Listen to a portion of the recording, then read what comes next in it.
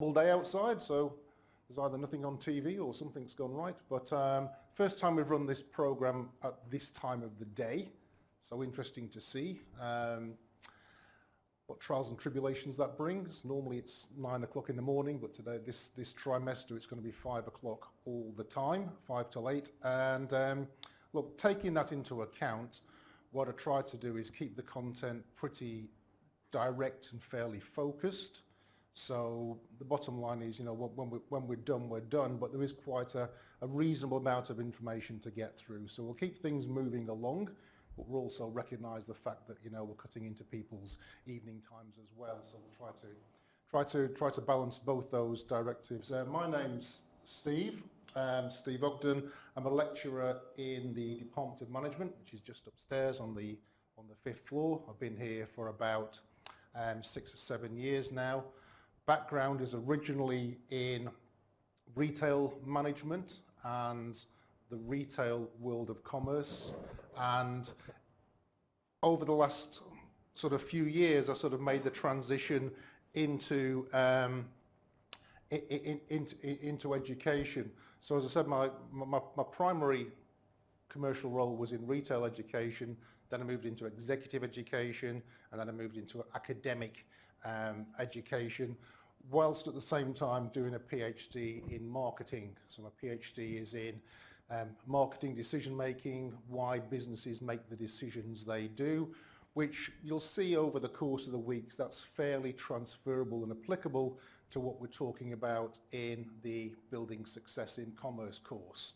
So this has run for about 5 years now. It's normally, I think, every 3 trimesters it's offered, although this year may change. But essentially, we do the same things, and I'll talk through what those things are over the course of today. So today's really a little bit of an introductory session, just to get you familiar with the content, the expectations, the site, those kinds of things. Okay? So, without much further ado, these are the kinds of things I want to cover off today, and they are all, and you'll find this, I think, kind of my way of doing things, they are all directly relevant and applicable to the assignments that have been set. One of the challenges with the Capstone unit is trying to offer content which is course relevant for the studies you've engaged in, but not course repetitive.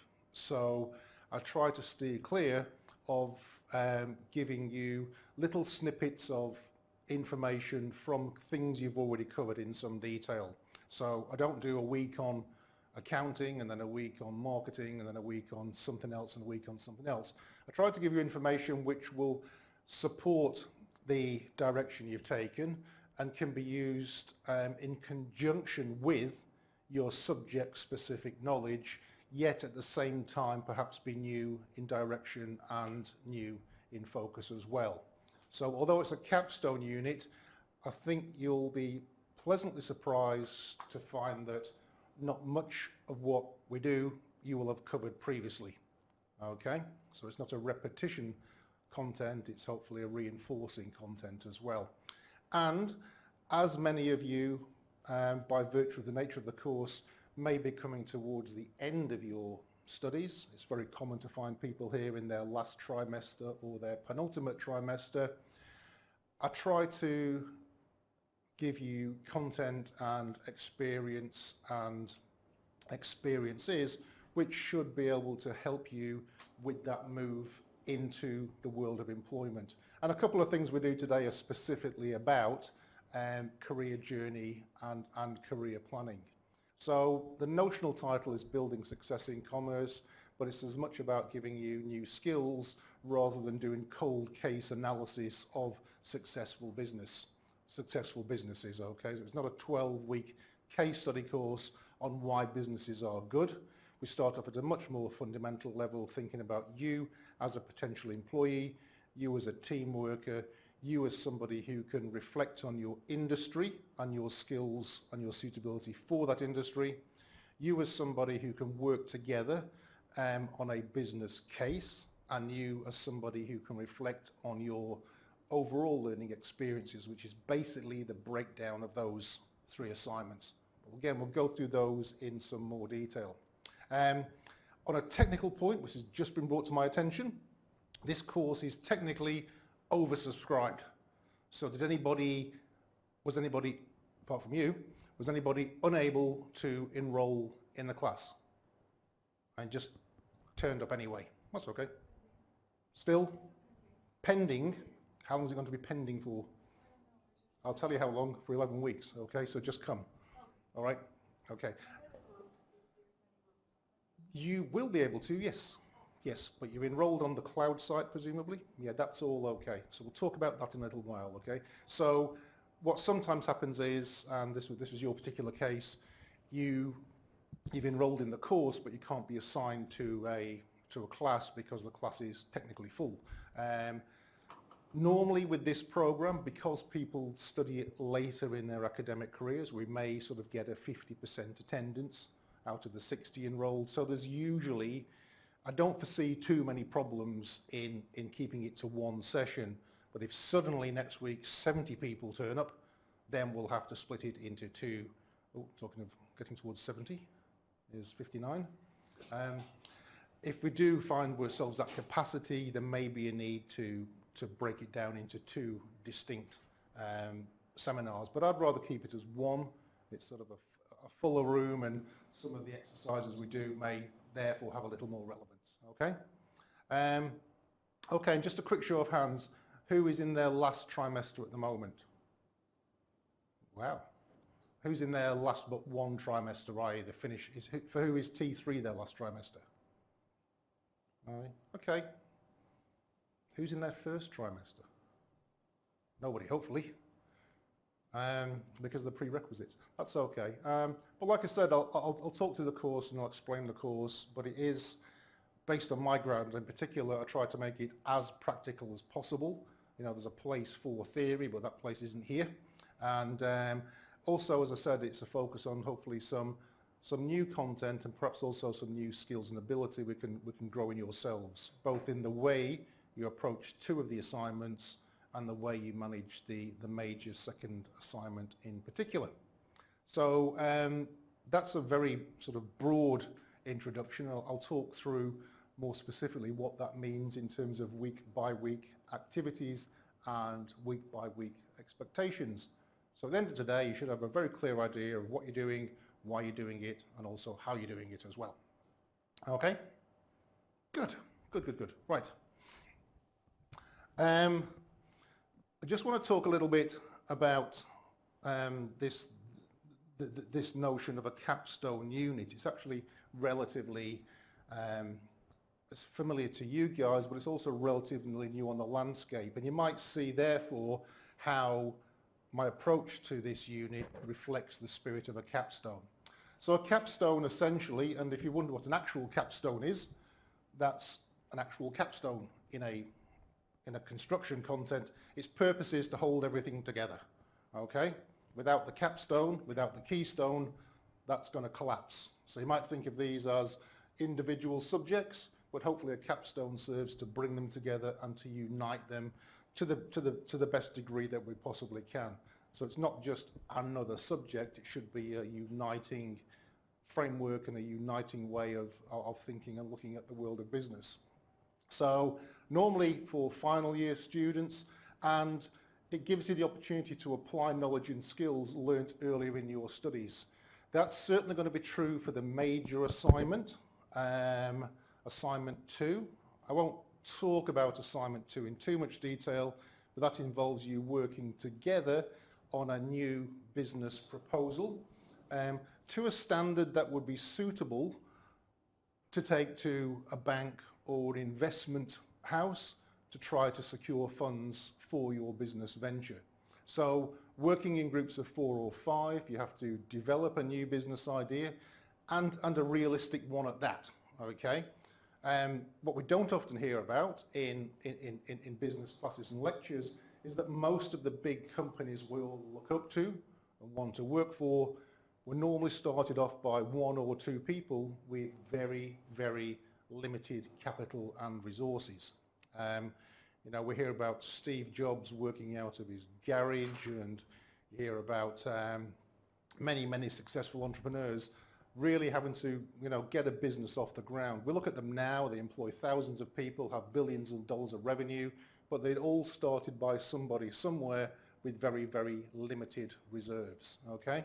So the Capstone unit will cover some of that journey. We will look at successful businesses and not successful businesses, but we'll also look at some of the people behind them as well. You know, many people, has everyone heard of the organization Kogan? Okay, again, started off by a guy in his garage, now a major retailer of not just electrical goods, but other goods as well, extending into things like insurance and all manner of products and services. So Russell Kogan will look at, and we'll look at the person as much as the business in weeks to come. You know, what mindset made a man with almost no capital strive to start their own business, and what was the gap that Russell Kogan identified that enabled their business to be successful. And you'll get to play that game in your own way on assignment 2, because it's going to be your business idea. We're going to set you a notional budget of $20,000. You know, for many startup businesses, that's actually very generous. So if you only had $20,000, what would you do with that if you had to work for yourself? Okay, so start to give that some thought, not sort of right away, but in the coming weeks, as it is the major 50% assignment, which, you know, is kind of a make or break deal. Do well on assignment 2, the world looks good. Do bad on assignment 2, you've got quite a struggle on your hands. But we'll talk about that and support you on that as the weeks go by. So the capstone, therefore, as I said, you know, it is hopefully bringing things together. You should be able to use a lot of your previous knowledge gained, but hopefully in a new and in a practical way. So that takes us away from a discipline approach, and takes us into the world of transdiscipline. So yes, we do tend to study in terms of subjects, and there sometimes isn't a great link made between those subjects, and this again is hopefully a unit where that logic can be pursued and that relationship can be built. So transdiscipline is again what you're going to have to do when you enter the world of work. You may qualify in accountancy, or you may qualify in marketing, but the reality is you will probably have to work across that discipline with other people, particularly as we move towards a project culture in organisations. And we'll talk about those different structures in weeks to come, but you know, it's quite common for a marketer to have to do the hard yards with accounting data, and it's quite common for accountancy people to have to do the hard yards with marketing data as well, and at least have an appreciation of other people's specialisation areas so you can have productive conversations and productive outcomes as well. So the groups you will be in will be, for assignment 2, self-selected, but I'll be very surprised if there wasn't some of this transdiscipline approach coming through. And you should probably seek variety in those groups as well. You know, would a team of accountants develop as good a business idea as a team which included an accountant, an HR person, an IT person, and a marketing person? So that might be something to think about when you're selecting, in weeks to come, the groups you're going to be in.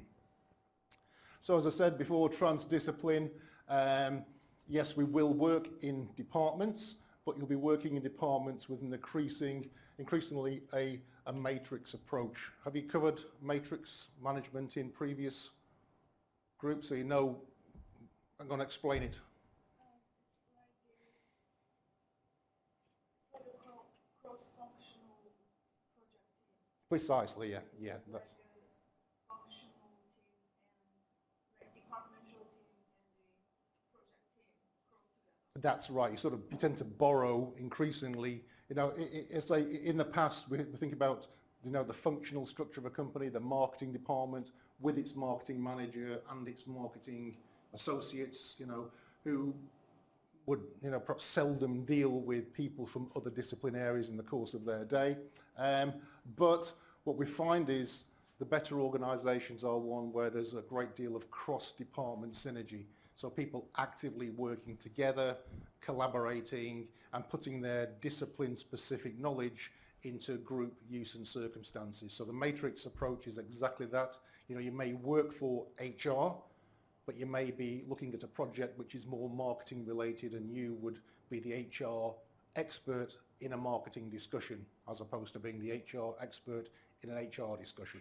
And again, we'll come to that and hopefully we'll see some of that starting to push through in certainly the larger group assignment as well. It helps with buy-in, it generates better decision making, and it also increases the diversity of views and perspectives that you need in good business decision making. Okay, so that's just a little bit of a heads up, really to flag the fact that it will be a unit which requires individual work, but also collaborative matrix-like work as well, okay? So sometimes people leave getting into groups a little bit late, and on occasion people find themselves without groups because the groups have already formed. So give some thought, certainly into next week. Assignment 1's on the horizon, that's your job. Assignment 2 is the group job. Give some thought already to people you may know or you may introduce yourself to or you may have an interest in working with, okay? But again, we'll come to that in a bit more detail next week. So here's what we're looking at. Yes, we cover the world of commerce, but from a very particular perspective. You know, there's not much theory, there's not much dry case studies of successful organisations each week, every week. We also look at personal skills and abilities as much as things like organisational success factors as well. But really what we're trying to do is focus on those two words there, decision making, okay? Decision making in assignment 1, what's happening within your chosen industry and what's your take on that? What do you determine to be the forthcoming trends in that industry and how prepared are you as a potential employee to meet those emerging trends? So deciding about the industry, deciding about the sector and deciding about your skills in relation to what's likely to happen in that sector. So we try to bring things together in assignment 2, getting back to the start point of an organisation. How do you develop a business idea, justify a business idea and communicate a business idea in such a way that you can convince potential investors that this is a good use of their money, or you can at least do market research to convince yourself, if you don't get funding or backing, that this is a good use of your personal money. Businesses or new businesses have a very high failure rate. Something like 70% of businesses fail within the first 18 months. And that comes down, in many cases, to a lack of research and a lack of business thinking. So the business plan will hopefully discipline you in the ways of objective business research and compelling business thinking. Lots of people start their own businesses because they like what it is they're planning to do. So you might start a florist shop because you like flowers, or you might open a chocolate shop because you like chocolates, or you might open a sports shop because you're a sporting person. But what you like doing and what's going to be profitable aren't always the same things. And there are lots of people who work on a business idea on something they personally like rather than something they've objectively considered. Now you can put the two together, but liking something isn't always enough to make it into a business, okay? So we're going to take you right back to those early discussions. What business do I want to be in? What's going to make me a living? And then, you know, how can I articulate that and prove its worth to a critical audience? So that's what we're going to be doing. And then obviously assignment 3, I'll talk to you in a couple of weeks' time about, is about looking at things like cross-cultural management and cross-cultural team working, which is something that everybody these days will have to do in their working careers. And we're going to look at some of the differences between cultures and how that might affect business decisions and also team working abilities as well. So that's what we're looking at, decision making in relation to a new business, but hopefully supported by some value adding exercises, activities and thinking which will get you to explore your chosen industry or profession critically and also take a future view of that. So that's something you can take to interview when the time comes and demonstrate awareness of not just about the company but about the sector, and you've got an original view of some of the future trends that may affect that sector, that industry and that company as well. And I'll give you some food for thought, but again, going back to assignment 1, that will largely be individual and independent research as well. So the learning outcomes, I'll just cover these quite quickly. Synthesize a broad base of critical commercial knowledge within your discipline area. So tell us what you tell us about accounting, finance, HR, not just now, but into the future. What do you predict is going to happen in that sector, and how do you recommend organisations respond to those changes and challenges as well? So that's what we're looking for there. Specialist discipline knowledge and independent research on the commercial brief. We're looking at, as I mentioned before, a structured and comprehensive business proposal backed by research and communicating your idea, challenges and issues, the findings of opportunities as they relate to that sector, and a set of recommendations as to how to make that business work. So that again is the ULO covered there. Same thing here, critically analyse complex factors that lead to business success. You'll be doing that in assignment 1 and in assignment 2 as well. So whatever your business proposal is, you need to justify why your way of communicating that business and building that business is different and better than the existing competition. Conceptualize, construct and recommend real-world solutions. Again, that comes in assignments 1 and 2 particularly. Demonstrate self-awareness and an ability to take responsibility for working and learning in a cross-disciplinary team. Again, you've probably done this at university already. You'll certainly have to do it in the world of work, but with different pressures upon you.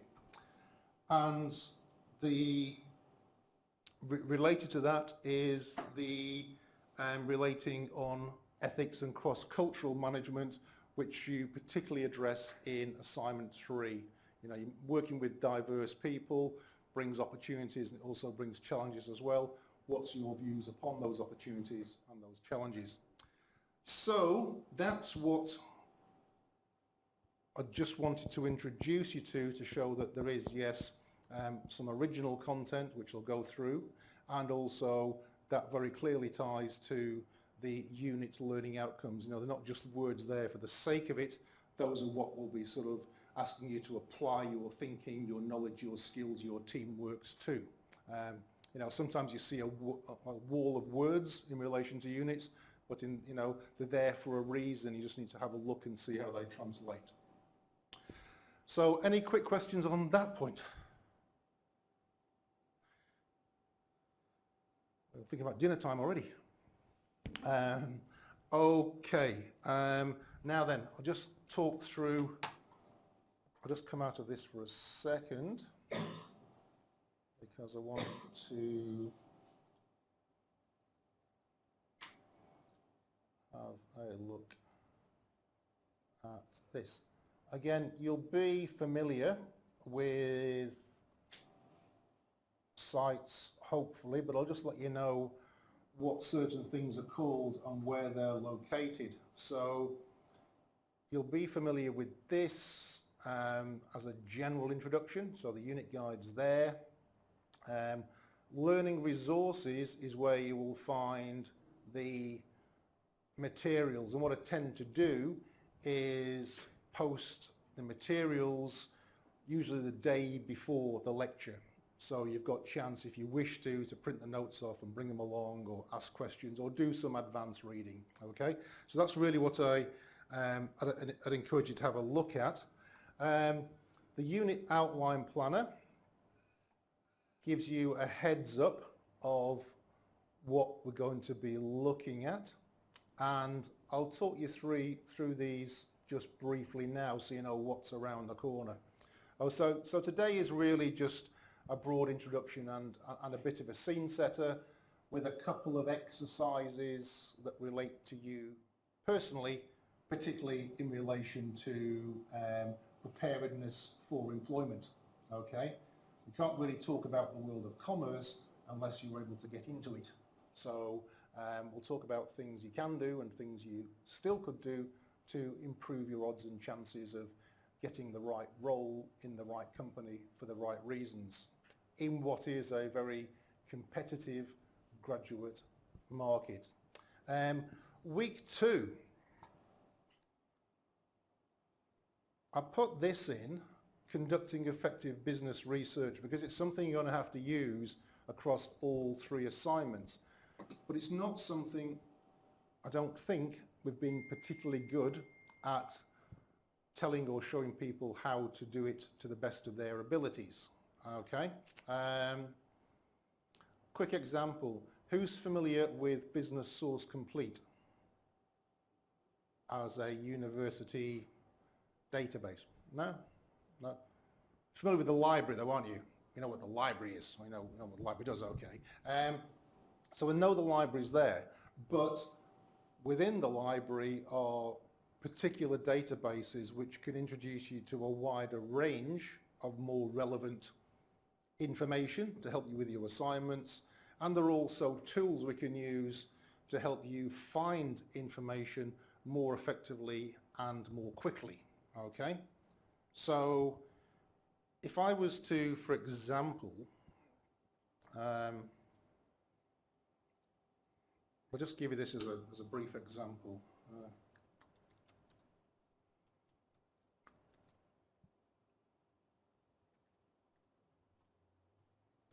And I'll come back to this next week anyway.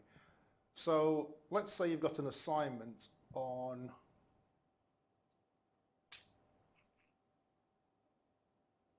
let's say it's marketing, okay? An assignment on marketing. Think of something, just give me one word, you know, marketing something. Let's say your assignment is about how to market, whatever. Give us one category or product or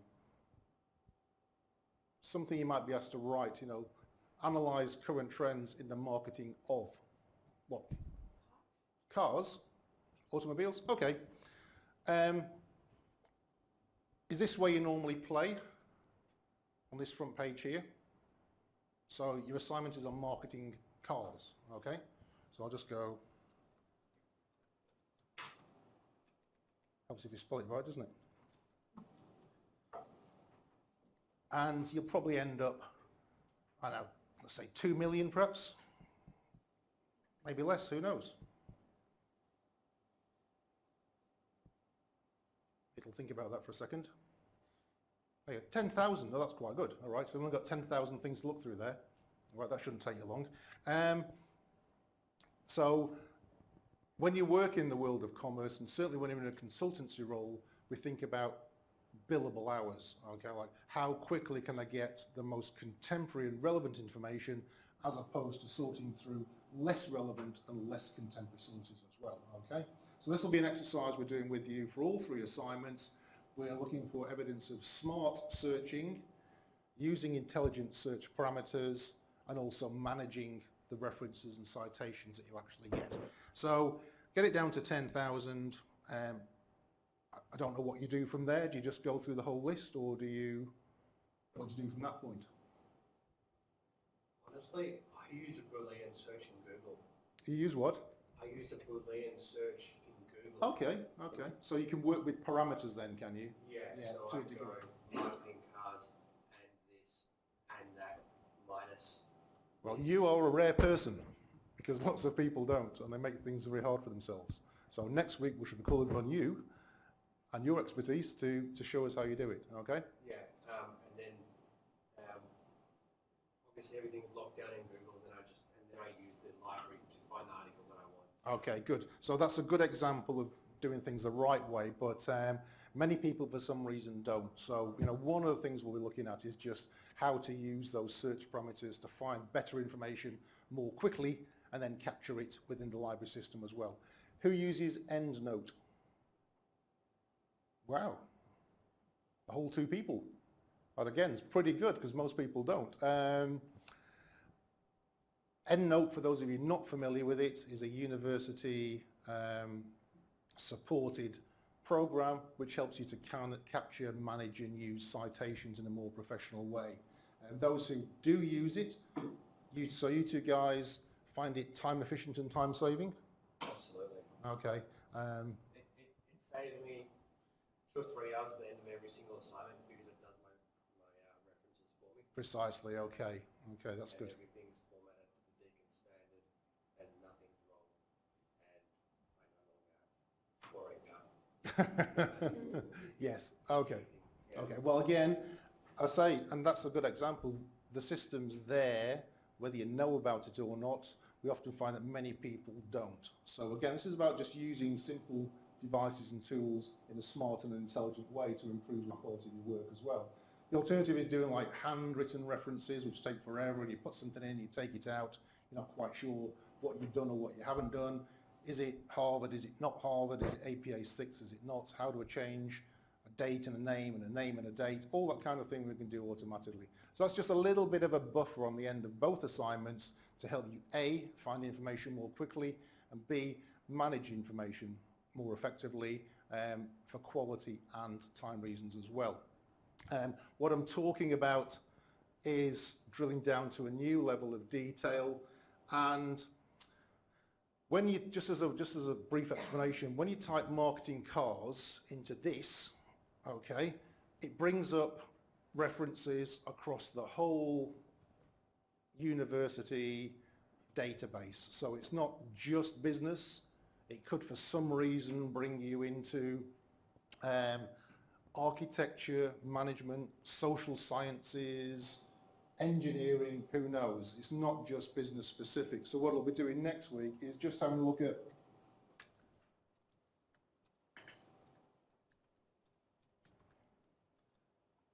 a particular database, and again you'll be asked to evidence this in all 3 assignments just to show we're going somewhere more relevant.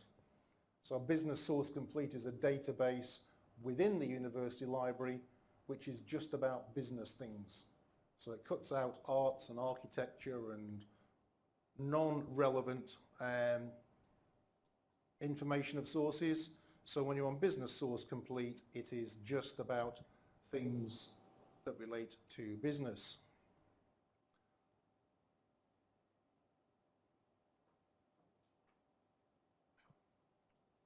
So, marketing cars in anything. You see, that's already brought our search down to 2,000, not 10,000, because we're just looking at marketing cars through a business lens, not just through a library lens, okay? So we know now that in the business literature, there are 1,800 articles which talk about marketing cars in some way. And using the parameters you talked about, you can get that down, obviously a lot tighter. Yeah, I mean, what I said that I do in Google is exactly what you would use these extra fields. Yeah, but you just carry it across. Yeah, exactly right. Another good set of reports is the IBIS reports. Yes, those are good for industry knowledge for sure. Yeah, and I think obviously we're going to be doing a little bit of Absolutely, yeah. one industry focus, and they're extremely succinct. They give everything's up to date. Super useful. No, that they are good, and that will help. That sort of thing will help with assignment 1 when you're looking at the industry, okay? But you're right, the IBIS ones too. So look, we're going to try and help you as much as we can, although we're all at different stages in study and life, just to use the information more intelligently and more critically, and hopefully get a better outcome as well. So all 3 assignments ask you to show evidence of business source complete being used and of endnotes being used as well in screenshot form. We'll come to that. Okay, so I just want to show you that very briefly.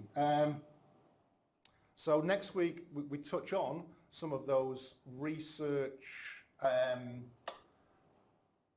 areas of interest, how to research, how to smart search. We also look at business report writing.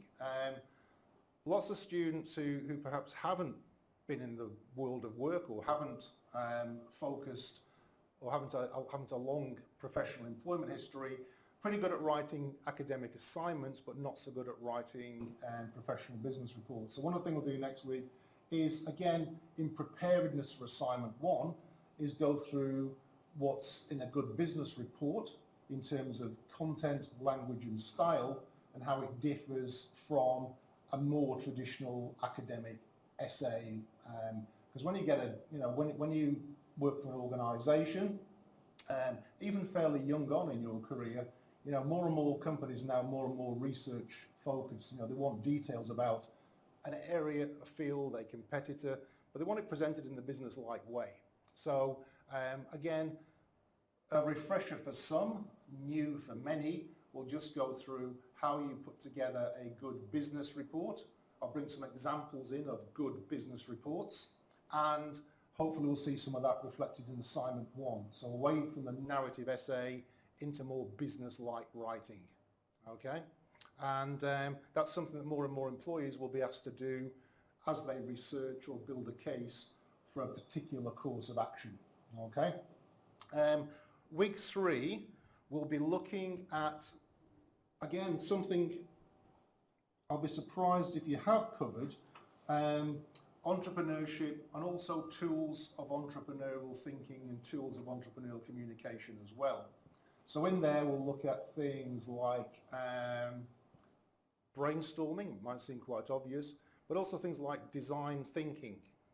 Who's been exposed to design thinking as a tool of customer-centric ideas generation?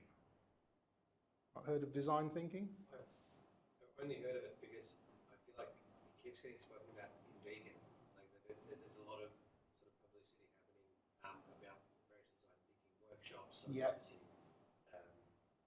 I don't know if it's a new idea. It's becoming, I think you've hit it on the head, it's becoming more popular as a way of making decisions from a customer's viewpoint. Okay, because organisations are sometimes accused of making decisions away from the customer. So I'm going to do things to you, not do things for you. So design thinking, again, it's a contemporary tool. It is used in workplaces, it is used in production and service organisations, and it's a structured way of putting yourself in the customer or the client's shoes as you develop a new solution. So again, for assignment 2, it'd be good to see examples of brainstorming to actually generate a raft of ideas, but also design thinking to build a solution that's going to be accepted by customers. And the final one we'll look at is the lean canvas or the business canvas. And the lean canvas is a form of the business canvas. And again, it's really getting you to communicate your business idea on a single page, okay? So a lean canvas is a strategy on a page. The basic thinking is you ask and you answer key questions about your new business venture or idea to see how it looks, to see how it works. The premise being, if it doesn't work on a page, it's not going to work on 100 pages, okay? So your lean canvas is your 5-minute pitch to say, here's my idea, here's the gap in the market it fills, here's how it works, here's where the costs flow out, and here's where the revenue flows in, and here's why it's worth doing in terms of its UVP, or its unique value proposition, okay? So again, it's a technique and a tool you can carry forward to other forums, and in fact it's better suited to the world of work than it is to the world of academia, essay writing and assignments. So again, trying to give you some things you can take away. You can try them here and then take them away and hopefully be a little bit more prepared for some of those business-like conversations and activities, obviously depending on your maturity, your career history, and your experience in such matters. So again, think about the takeaways as much as I can, not just can you use it here in the course, can you use it somewhere else as well in support of your career goals. So there's a few of those sort of dotted throughout. Week 4, we're going to look at cross-cultural team working and experiential learning. Have you heard of experiential learning as a paradigm?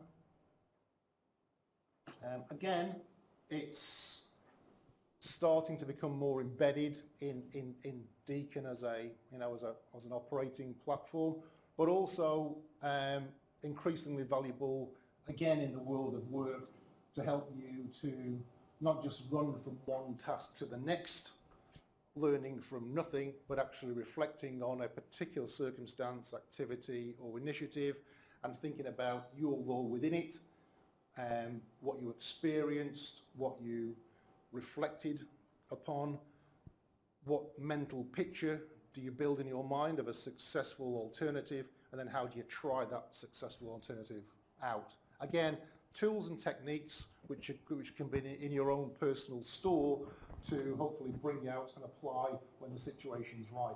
So next week we're going to have, as we always do, a little go at experiential learning using a very simple task or activity involving different team members. Okay? So nothing to be alarmed about, it's just a simple functional task, but then we're going to apply to that an experiential learning framework as well. Particularly useful again, not just in this course for assignment 3, but also has wider and later applications, particularly if you're in a team management or team supervisory role, when you have to have those performance conversations about initiatives, some of which worked and some of which didn't. If you don't learn from experience, I think how the quote goes, after 10 years you won't have 10 years of experience, you'll have 1 year of experience repeated 10 times. And experiential learning is a way to sit back and think about just what worked, how could it work better, and what would we do differently when presented with that task again. Not many managers structure that in to their project or process planning, but it's very worthwhile to do, and it's a fairly simple mindset to communicate as well. Okay, then it's an inter-trimester break already. It's come along quick, hasn't it? Are those what? Oh, these? Yes, those should have been changed. Just a minute. You're dead right, actually. Good spot. I'll fix that up straight away, okay? So yes, the dates will change because it's not March anymore, all right? I thought I'd done that. Well, no, it's not all right. Let me have a look. I can soon tell what happened. What happened? Ah, that's what happened. I think, I'm sure I did that. Right, just a minute. Resources. That's published.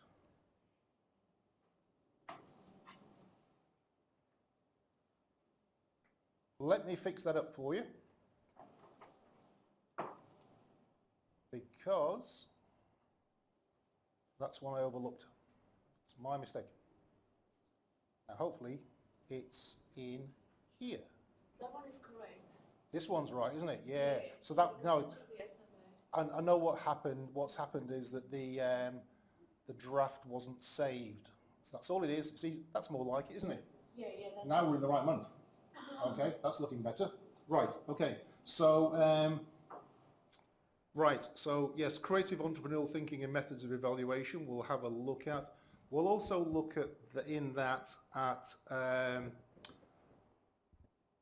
things like the new product development decision tree as well.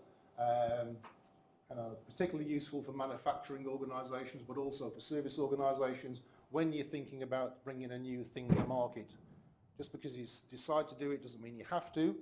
There's an NPD process, new product development process, which enables you to make decisions whether to continue or to pull out at different times of that, along that inaugural path, okay?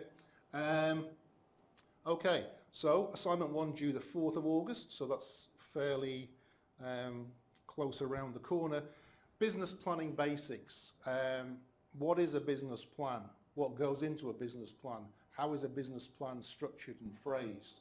What are the legal considerations of a business plan, and what are some of the content parameters of a business plan as well? Again, you know, many people who start their own businesses, they have to go and seek funding, and no one's going to see you unless you take a structured business plan along just to show people exactly what your idea is and exactly how it's going to work and exactly what the cost and revenue projections are. That's a little disciplined activity in just communicating in a succinct way what your business idea is and how it's going to work, which plays directly into assignment 2. We then look at, after the break, innovation and entrepreneurship. What are the skills and qualities of entrepreneurs? And we'll look at some case studies of actual entrepreneurs and get a sense of their thinking. Okay, so we will look at case studies of Richard Branson, we will look at case studies of Russell Kogan, and there's a few more as well, just in small vignettes. It gives you an insight into how these people operate, how they tick, and what their personal and professional priorities are. Going back to my happy hunting ground, we'll also look at sales promotions, and that's something that every business uses. There are 2 main forms of sales promotion, and within those 2 main forms there are different types of promotion that you can use. Now, there's some research I conducted with Australian companies along the course of my PhD. The bottom line is that businesses aren't particularly good at deciding which form of promotion to use, and they're not particularly good at managing and evaluating campaigns. So a bit like the way that advertising is sometimes described, we know half of advertising works, we just don't know which half. Businesses tend to have, or at least there's evidence to say, that businesses may not always choose the best form of promotion, or they'll have no logic as to why a particular form of promotion is chosen. They may not necessarily follow a coherent planning process, and often the evaluation metrics from the sales promotion aren't reflective of the objectives in the first place. And there are plenty of examples of that which I'll sort of share with you as well. But again, sales promotion is central to all organisations and businesses. So again, that will hopefully be some useful and transferable content, but from a very, very practical place, as opposed to a concept or a theory or an abstract discussion about sales promotions. I'll bring some examples in of real companies doing real things and some thoughts about why they did what they did and what the benefits and or consequences of some of those decisions were. Lean Canvas presentations, that's a whole week I've put aside, one evening, for you to have a dress rehearsal for your major assignment, okay? So your major assignment will require you to formulate a lean business canvas, and your lean business canvas is basically assignment 2 on one page, okay? If it doesn't work on one page, it's not going to work as a 4,000 word submission. So this is your chance, take it or leave it, to bring your lean canvas in and to say, this is our business idea, here's what it is, here's why it's unique, here's why it's going to work, here's why no one else will be able to do it, here's where the costs are generated, and here are the revenue streams from which we will make a living, okay? Again, a practical tool. It'll work here, it'll work in your future employment, and it's very practically centred as opposed to conceptually or theoretically driven, okay? So you won't really hear or see much in the way of theory. Now, that's a good thing or a bad thing? Good. Had enough theory for now? Well, I mean, I think, like you said, the point of this unit is to bring together all the theory that you've gone through, Yeah. and try to put it into one spot into something that makes sense personally or Precisely, precisely. Yeah, so that's a given. Like I said, I'm not in the business of repeating content or re-emphasising things you've already done. Just trying to give you a little bit of new content, perhaps things you haven't thought about, but then apply it to usable and transferable activities as well. You know, so assignments not just for the sake of it, assignments you can use for your next stage of your career planning, assignment 1, for business writing and business communication, assignment 2, and also for that reflective, what about me, assignment 3 as well. So hopefully it'll have value beyond their initial use. We will look in week 9 at structure, process and performance. Again, may have touched on some of this. This might be the one area that does have some familiarity, but hopefully not too much. Who's studied business process management already? Yeah, okay, all right. So again, we'll be playing in that area, but hopefully with a different twist, okay? Week 10, corporate social responsibility. A big deal, as you might imagine, but again, looking at real companies doing real things, big and small, in the area of corporate social responsibility. Why is it important? Why is it important now? What are companies doing? Again, big and small. And we'll look at the emergence and the examples of social entrepreneurship as well. People structuring their business predominantly around creating good, not just structured around creating profit as well. And there's a huge expansion in the whole social entrepreneurship space as well. So we'll look at that and give you some examples, big and small, of what people and companies are doing to increase their corporate social responsibility rankings, activities and credibilities as well. And then week 11 is just a quick catch up and a packet of biscuits maybe. Hopefully we're all done by then. But look at the last 2 assignments. I've tried to give as much time as possible between assignment 1 and assignment 2, because assignment 2 involves that sort of group work and collaboration over the weeks. And the content, you know, will start to build hopefully into your final assignment. So I've left that as late as I can. Okay, so week 11 is assignment 2, and week 12, the week after, is assignment 3. So that's really about as far as I can push it. But I wanted to have this big gap here to give you space to do the best job you can. Okay?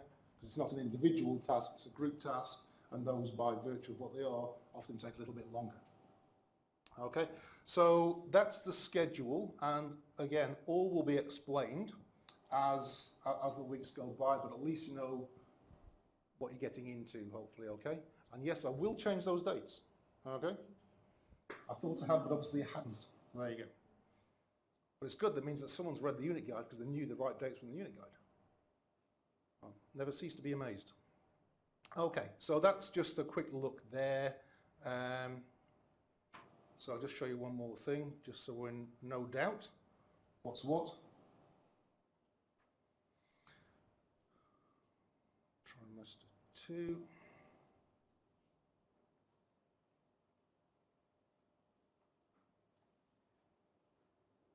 Under resources.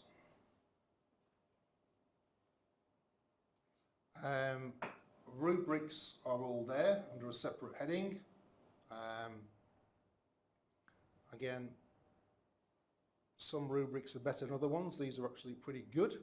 So they were just revised in time for this new unit. So they meet the new rubric standards, which are fairly detailed, and they've given you as much knowledge as possible, as much examples as possible against each of those headings as well.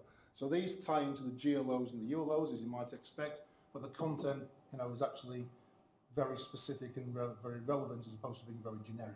So do have a look at the rubrics. I don't know if you do or you don't.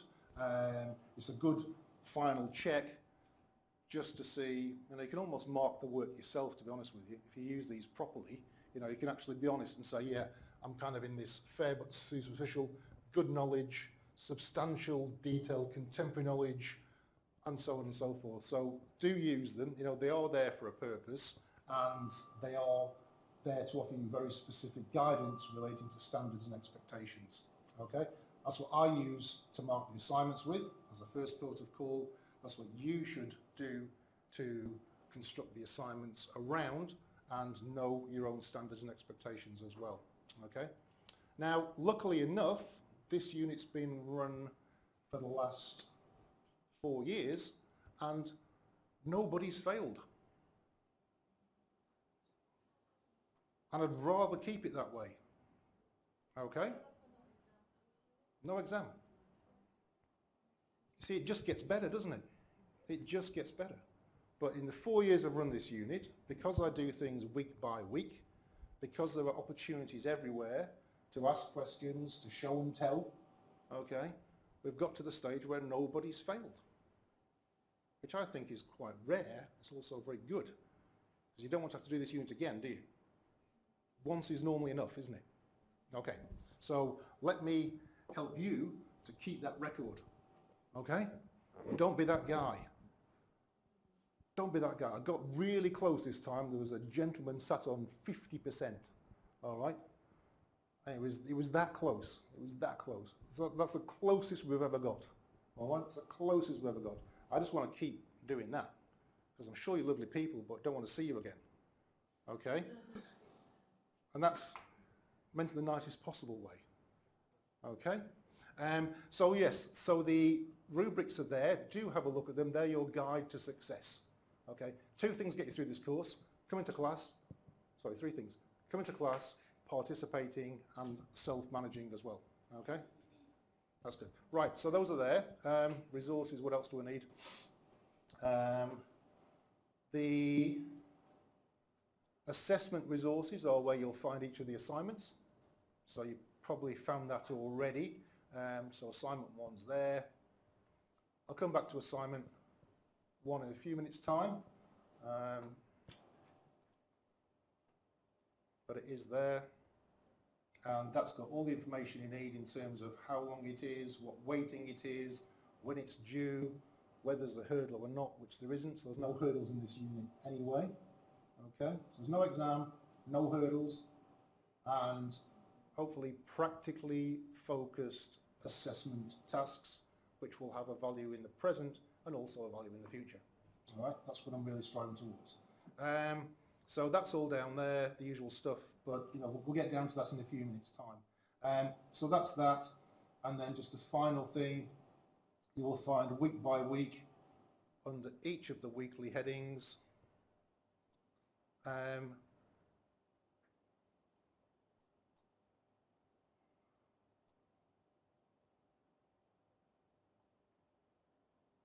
me find this for you. Is that it? Yeah, week 1. This one's been published already. So just a brief introduction, and then you'll find readings which would ask you to have a good look at, okay? Again, I try to steer away from sort of heavily theoretical articles towards more relevant industry directed articles as well. Not always possible, but for example, you'll see there's an article here about global megatrends. That's something which is required in assignment 1. Graduate employability I'll go through today. IT and globalization. So here's one example of a discipline area and the trends which impact it. A good example for assignment 1. Logistics and globalization. So a sector, an industry, and a trend of globalization and internationalization. There are other ones as well. You might find HR and globalization or HR and artificial intelligence. That's the sort of thing we're looking for, an industry insight into what's happening in a particular field or career or profession, what's going to happen, and how do you as an individual and a company respond to that projected happening. So I've given you examples here as well. That one's quite good. We'll look at that just in just a few minutes' time. Graduate Outlook 2015. I put the slides on there, and any exercises we do are here as well for you, okay?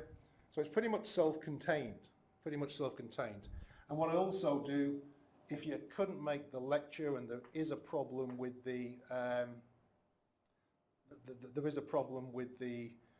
recordings for any reason, I'll also drop in there just a condensed, recorded, narrated PowerPoint slide as well.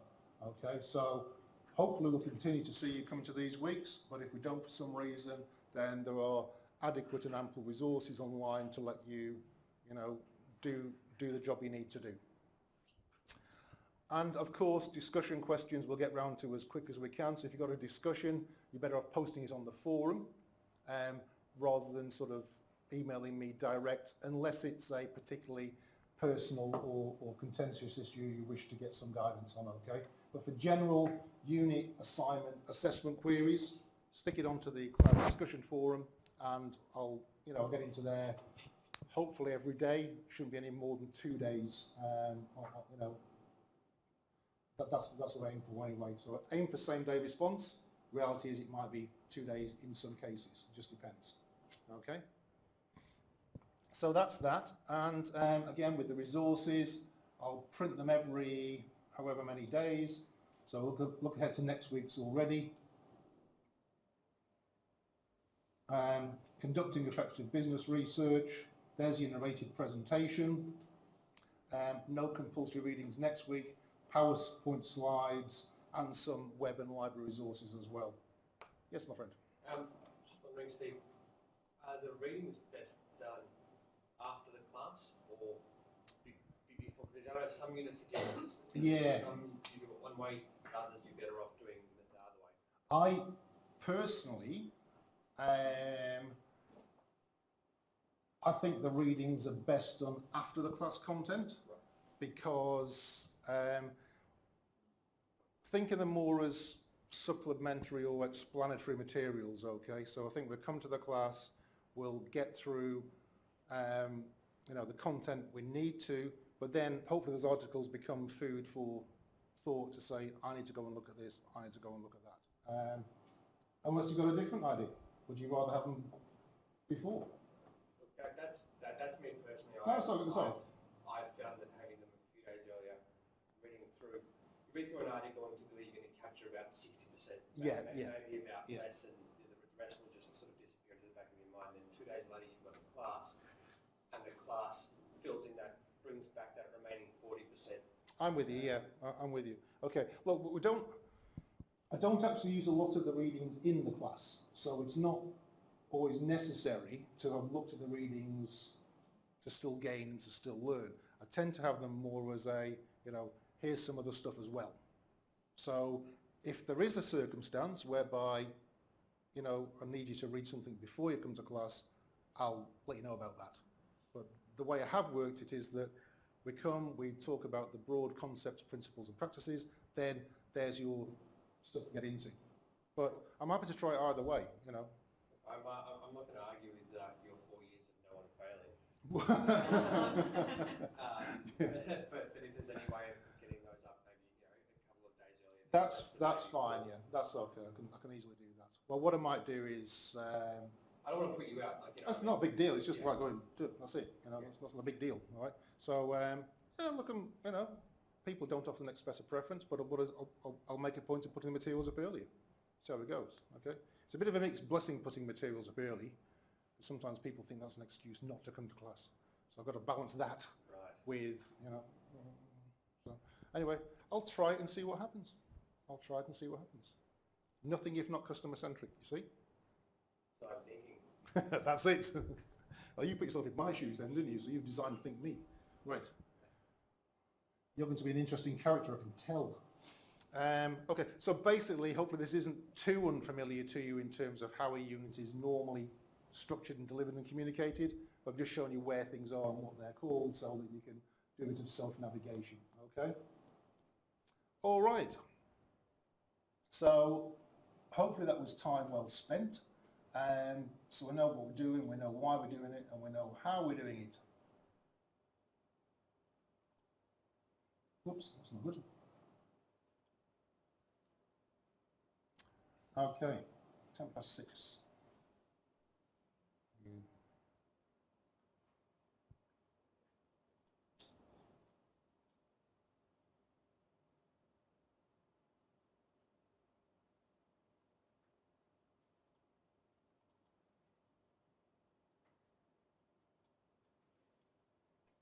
Okay, so before I go on, is there any questions on the unit? where things are, what things do. Is that pretty much okay for you? Good, okay. Right, we're all in a happy place then. Yes?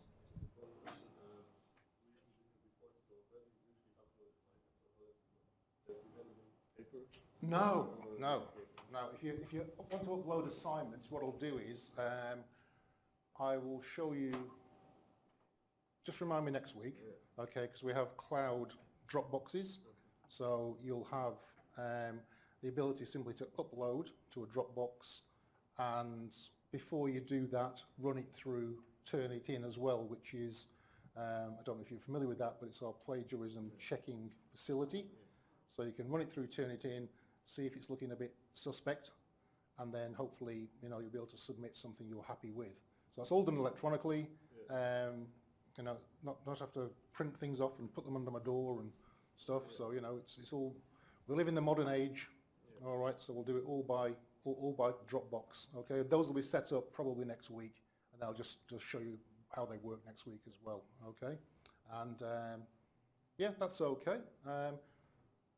Because of the way these units are structured as well, I don't get a lot of trouble with plagiarism, because you can't plagiarize these assignments because they're individual. It's great, built-in security. Fantastic. Okay, so that's all right, we'll take care of you guys. Okay, right, well, let's press on then, shall we? Some of the key themes I just want to talk about today and to set the scene with are summarized on this slide. Being successful in business, staying successful in business, and getting successfully into business, which as you come towards the end of your studies in many cases, should be a growing priority, okay? So some people do these courses from a position of being in the world of work or their chosen career. Many people don't. So again, we'll be touching base on some of those issues and opportunities a little later in the day and throughout the course of the week. So, being successful in business is, distilled from the experiences we see and the people we're familiar with.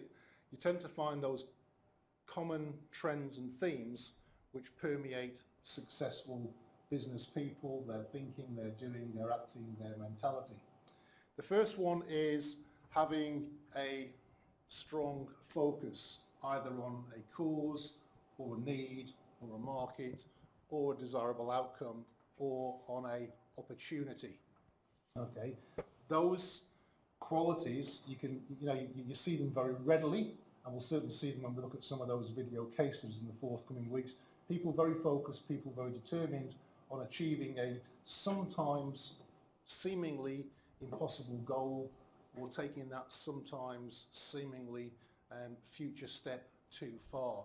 And again, there was plenty of classic and conventional examples of that. Self-motivation, again, if you are trying to break into a new market or break down doors or create a new value model, then you've got to have a high degree of belief in yourself, and you've got a high degree of get up and go, not to be thwarted by refusals and rejections. And again, you'll find that in some of the video case studies, you'll hopefully draw some inspiration from some of these people I'll share with you. People who've been told no 100 times, but keep going. Businesses that go up and down in fortunes, and yet the business leader still persists and gets through some tough days and some dark days. There are examples from Walmart through to Apple and Microsoft and those classic business stories. But there are also success stories from smaller, more modern, more agile concerns as well. And you start to see key themes as well. And if these are the key themes that are important for business and demonstrated in business, then these are the sort of the key themes and skills and attributes which we should be reflecting on as well. Do I feel passionate enough to have that high focus? Do I have clarity of thinking which enables me to have high self-motivation? So you can sort of audit yourself against people we know to be successful in business. Leadership and team management skills. Again, words which are commonly used but which have a place in reality. And Again, we'll look at some different sorts of leaders, and you again will experience in assignment 2 at least some emergent team management skills as well. Okay, but it's hard to be good in business if you can't lead a team and you can't manage a team towards task completion or goal completion. Entrepreneurship, again a phrase commonly used. What does it mean? We'll look at that in a few weeks' time. We'll look at some entrepreneurs, some young entrepreneurs as well, who actually show us what it is to be an entrepreneur. Looking for a creative place in the market for an innovative product or service. Having that different way of looking at the world of business or commerce, big or small, and finding a way to introduce a new or emergent idea. Do you know what Richard Branson's first job was? No, before that.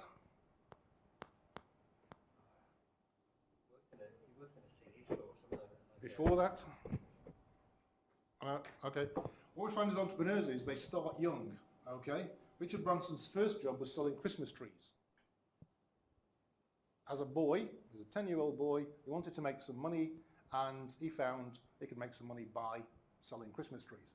So Richard Branson's business empire didn't start off with records or music, he started off with selling Christmas trees. Because he found that people wanted Christmas trees, and they couldn't get Christmas trees, so he got some and then sold them, you know, for pocket money when he was 10 or 11.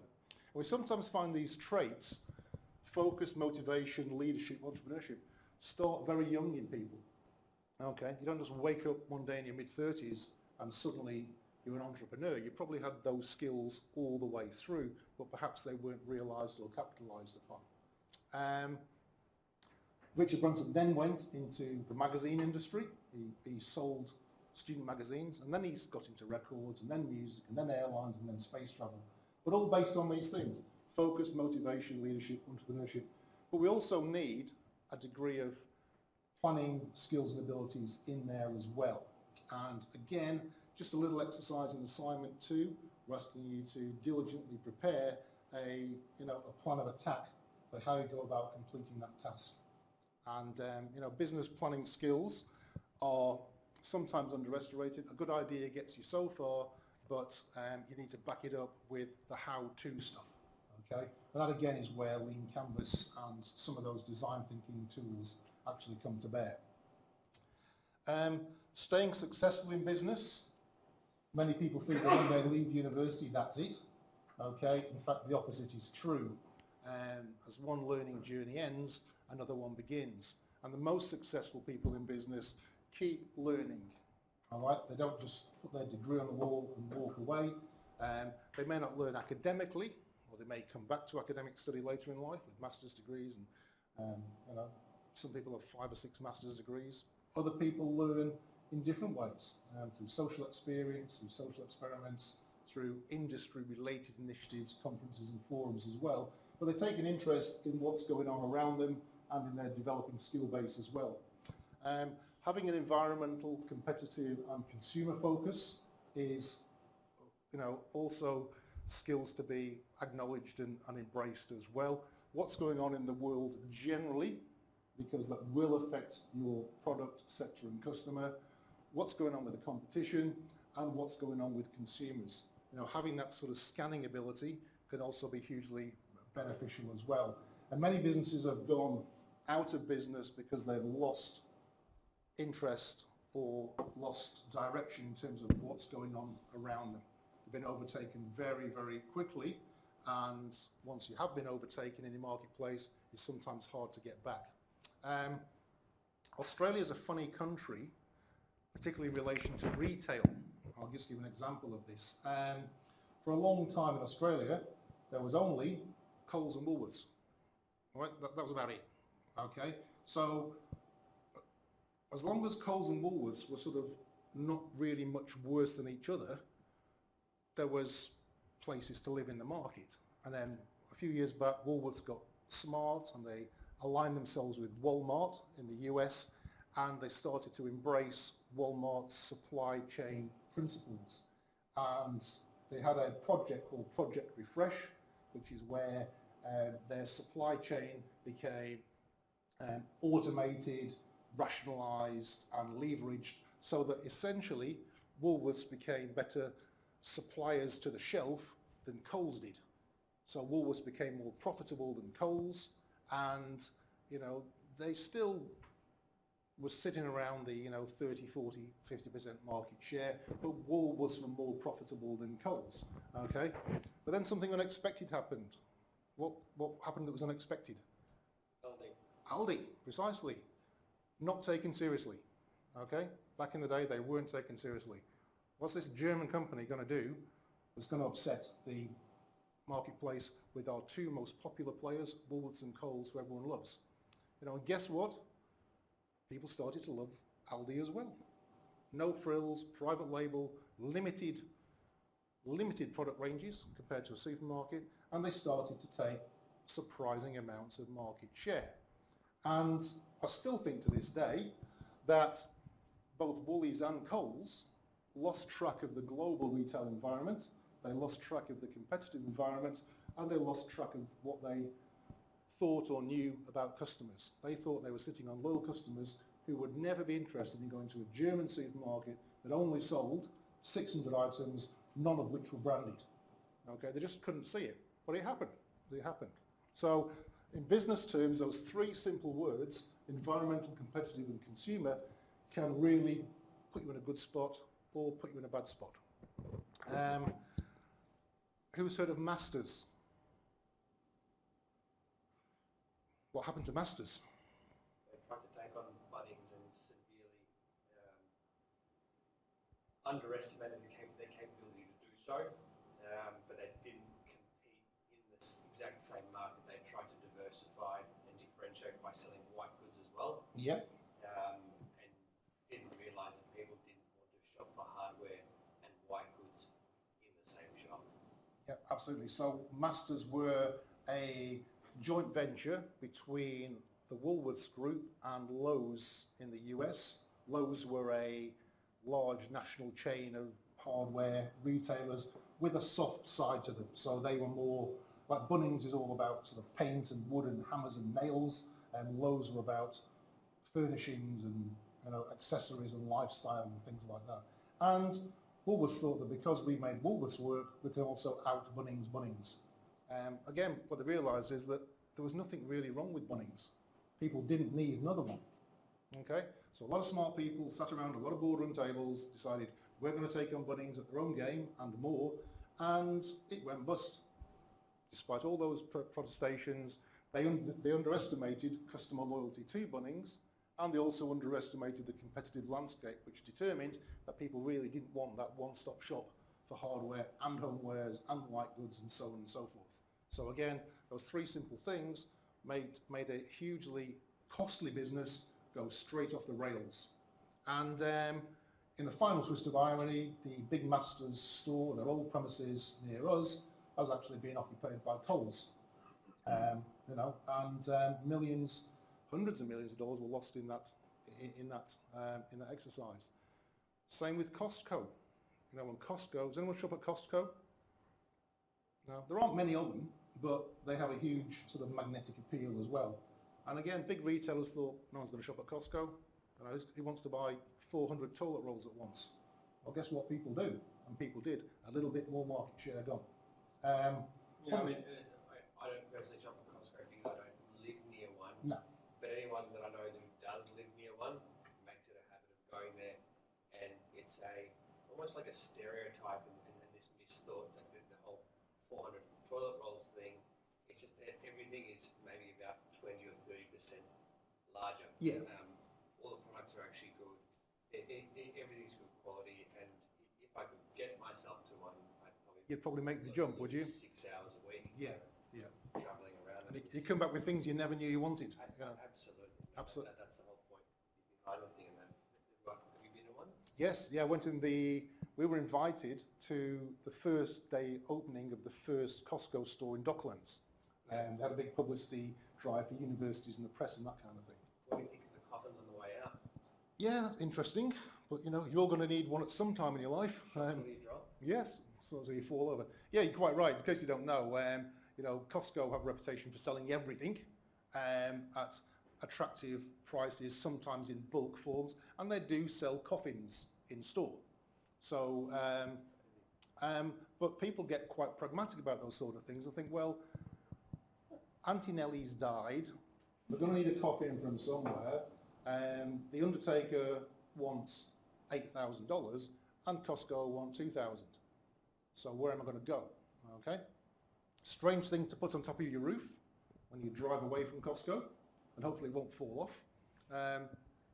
But they sell, they sell absolutely everything. And again, many retailers here have been surprised about just how flexible consumer perspectives can be.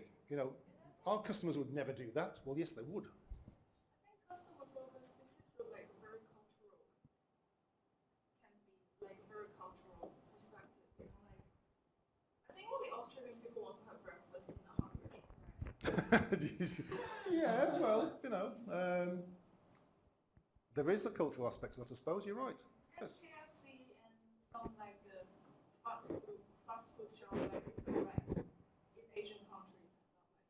It's more like fancier concept in Asian country compared with Western country. Yeah, yeah. So I think this is the most tricky part of a business if you want to go overseas. You need to study the culture first. And lots of people have gone wrong going overseas. And surprisingly big players. When Walmart first went to China, they essentially tried to bring an American Walmart to China, okay? And they realized the Chinese consumer didn't want that particularly. They had to introduce, and other supermarkets too, like live produce sections and a wet fish market inside the store. Home Depot went to, sorry, not Home Depot, B&Q, a large UK hardware store, tried to take their idea of, a big box hardware retailer to China. And it just didn't work, because that's not how Chinese people go about shopping to improve their homes. So they closed down. And, huge network of stores. I went over there to see their stores, but that's not how Chinese people actually shop for their home. They would buy it from 10 different, they would use 10 different, and DIY in fact in China, not done. You pay someone to do it for you. If you can buy the apartment, you will pay somebody to do the job for you. So DIY as a concept didn't quite work on a cultural level as well. And so of course the B&Q stores closed down. So you can be super complicated about why businesses work and why they don't. But for me, I don't use these words accidentally. You can trace most things back to either you didn't understand the world and the way it's turning, you didn't understand the competition and you underestimated them, and you didn't understand the loyalties, behaviours and expectations of the customer. The biggest antithesis to that in Australia was the total rejection of Australian retailers of the internet.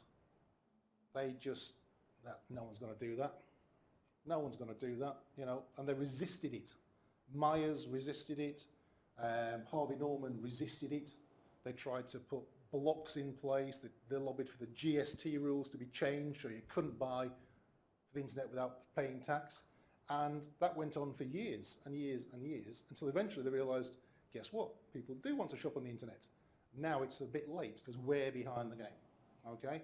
And Myer in particular never really recovered from that. That's going to be the death of Myer, I think. It's already the death of Myer. It's already the death of Myer. They were dead in the water on flotation day 7 or 8 years ago. The share price has never been that high. That was the highest it ever was when they floated. Now it's down to what, 58 cents? They floated at $5.21, I think, or something. But because they're trying to stick to the old ways too long, And Myer have tried everything. They've tried being upmarket, they've tried being mid-market, they've tried being a house of brands, they've tried being a house of own brands. They've tried owning everything, and they've tried concessionalising everything. They've tried the web, and yet still their share price is at 58 cents because the world has moved on and left them behind. And it's ironic because it was Myer who put high street stores out of business because they were the internet of their day. A department store was the internet of the turn of the century. That's where you went for unusual, exotic things in trend with the world. Now the internet is a new department store, and the department store is the old corner shop, because they pay high rents, they can only offer limited products, and they have a buying cycle in fashion of about 6 months' time. And who shops at Zara? Yeah, okay. In Europe, yes. In Yeah, Australia, no, rubbish. not interested. There's a huge difference. It's I don't know what it is. Look, I might maybe right. And I go overseas and I see something I like in the store, and maybe it's just a thing with Australian fashion. It's not even worth it. Is it? Oh, okay. It's the style. I don't know whether There's it's no style style. from like There's no style. It's nothing. It's fabric. I got one shirt and just repair the day after. Strange that, yeah, strange. Whenever I go overseas, I make a point of going to Zara. So it's different over there than it is here then, And yeah? coming back Okay. with the wholesale and stuff. But I mean, speaking back to the cultural aspect, when I go through different airports, and there's often now a Zara in Singapore airport, Dubai, it's different in every single country. The size is different. The sizes are different. Yeah, and also the seasonality, because you've also got to bear in mind, if it's winter somewhere, it's summer somewhere else. They've got completely different clothing. They've got culturally appropriate design clothes. Okay. So I don't know what it is with their Australian buyers or designers. Here it's garbage. Yeah, okay. But it's Well, working. I shan't go in that case. You've convinced me, all right. I'll take your word. That's 2 people who said Zara's no good in Australia. Fair enough. But having said that, it did cause a major upset in the fashion industry here, because Zara make clothes like other people make cars. So that was their advantage, was speed to market. Okay, so this is where this entrepreneurship and innovation comes to bear a bit in business models. Maya used to send buyers out to fashion shows across the world, looking for fabrics, looking for clothes, looking for ideas from the catwalks to bring in next season. So Maya's buying cycle from seeing something to it being on the shelf would take sometimes 18 months. We'd have to plan ahead almost 3 or 4, nearly the best part of a year, or the best part of 2 years. But because Zara took a different way in relation to how fashion is sourced and sold, their concept to shelf was about 6 weeks. So hugely different. And they weren't buying massive numbers of items not knowing whether they sell or they not. They do a large number of short production runs. So worst case scenario, if it didn't sell that well, they'd soon run out anyway. So just by putting those 2 ideas together, car production meets fashion, they disrupted the fashion market globally and in Australia as well. And lots of mid-market fashion retailers went down the pan because customers turned out to be not that loyal anyway. But yeah, I think you're right. I think we'll see the end of Maya. I think they're dead, they just don't know it yet. Maybe they do. But what about David Jones? They're not doing super well either, are they? David Jones won't be far behind. I don't know. I think David Jones still have a chance because they have that sort of high-end niche. I mean, look, I'll give you an example. Like my wife, she hates online shopping. Yeah. Like the absolute Would plague. rather be in the space, yeah? Right, she'd rather be there, trying it on. She doesn't like the thought of, I'm going to get 3 different sizes, only get one and have to go back to the post office, send 2 back, go around it. So, and she shops almost exclusively as a department store at David Jones. Yeah. Because we've got one near her. Interesting, okay. I Interesting. think the reason the online shopping here is not so popular is because of the post system is so Yeah. redundant. Well, It takes you like 2 weeks to get your stuff. yeah, and that's why Amazon they're reimagining delivery. Okay, so Amazon have realised that we've got interest and potential, but the infrastructure's not there. So Amazon are actually piloting, if they've not done already, deliveries within the hour from their distribution centres. That's why you hear about drone deliveries and ways of getting it there quicker to overcome those roadblocks. But Amazon will end up being their own supplier. They will fast track what is an inefficient system somehow. I've never shopped on Amazon in Australia, but if everything you read is true, they're going to get a lot faster certainly if you live within that critical range of a distribution centre. But, Yeah. and again, sorry?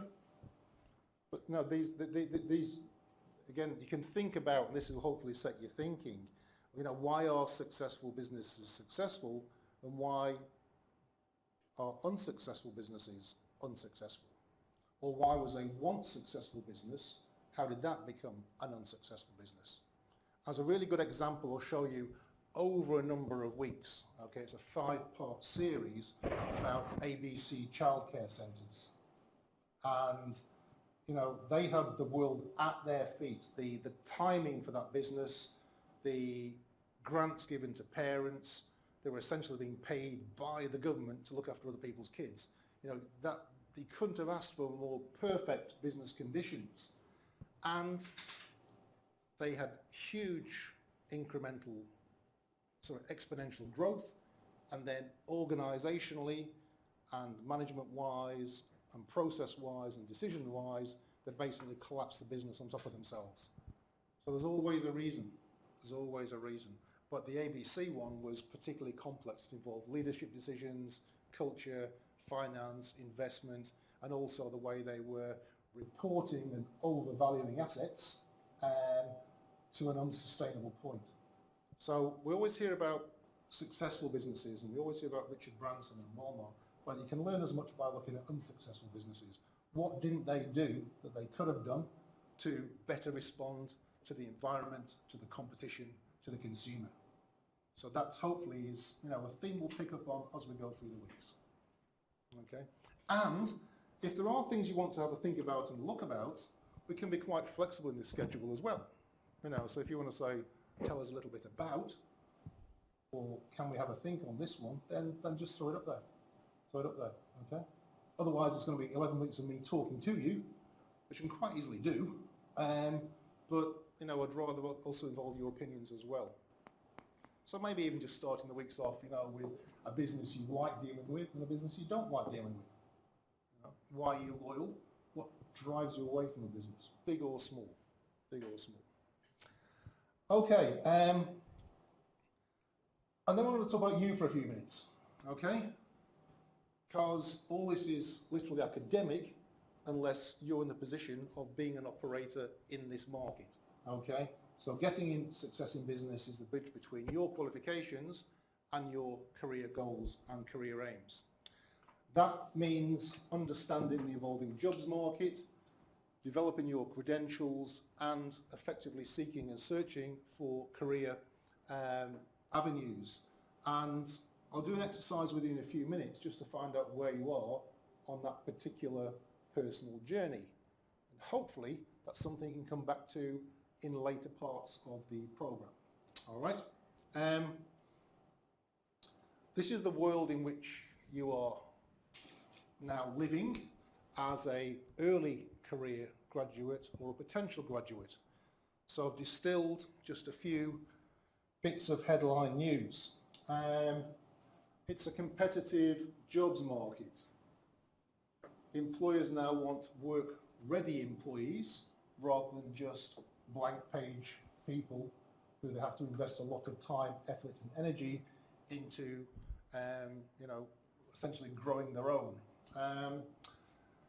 More people are doing more degrees in more subject areas. How many people go to university in Australia as a percentage of the population?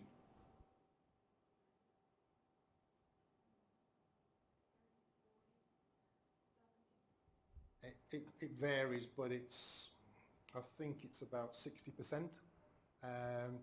When I went to university, a very, very, very long time ago, okay, 5% of the population went to university and got degrees. The higher education, include And I'm just talking about universities now, just university degrees, which I'll call higher education, but obviously it involves things like TAFE and, you know, further education. But for university degrees, I think it's about 60% of the population go to university, which means you as individuals are facing more competition than you ever have done in your search for work and employment, okay? We're also facing different forms of competition due to the global labour market and the fluid flow of employees across country borders. Yes, many countries have very stringent immigration and work law provisos, but there is also great fluidity in people moving to attractive markets from different countries as well. So you're dealing with competition not just within your domestic market, you're also dealing with competition from the international student and education market as well. Getting the first job or the first meaningful job is going to be therefore very difficult for people unless you start to do certain things to help yourself. And we hear of it's almost like it's a bit like catch-22. It's you need experience to get a job, but you need a job to get experience. And that is where people can sort of come a little bit unstuck over time. So just some examples I've picked out just to give you a little bit of sense of where you are. And this doesn't talk to building success in commerce. Generally, it talks about your ability to get into the world of commerce and pursue the careers you want. The share of new bachelor graduates who are unemployed or underemployed, and underemployed means you've got a job, but it's not really the job you wanted, okay? You kind of I wanted to be a marketing intern, in fact I'm working in Subway, all right, that's underemployed, okay? And believe me, a lot of people do that. At its highest since the 70s. This was from a couple of years ago. Leading employers received about 39 applicants for every graduate job this year. That's conservative, all right? I reckon that's the minimum that people get. 5 years ago, I did a seminar at Myers, or Coles Myers as it was then, for their graduate program. And there was a room full of 90 recently hired business graduates, okay? 90. This was 5 years ago. For those 90 positions, they'd received 5,000 applications. That's not uncommon. The bigger the company, the more appealing they are, the more resumes they get in. This is a bit more like it. From 4 or 5 years ago, up to 160 graduates chasing every job and leading firms getting more than that. So, it's a fearsome prospect actually securing the job you want with the company you want when you're faced with those kinds of numbers. But there are things we can do to help ourselves. This is quite interesting. This was very recently, this was just this year, so there is some good news here. How useful is a university degree in securing full-time, well-paid work? 73% of university graduates were employed 4 months after graduation, the best results in a while. So there is some positives there as well to take note of. But just 10 years ago, that number was 85%. Since the financial crisis, graduates have taken longer to get a foothold in the labour market.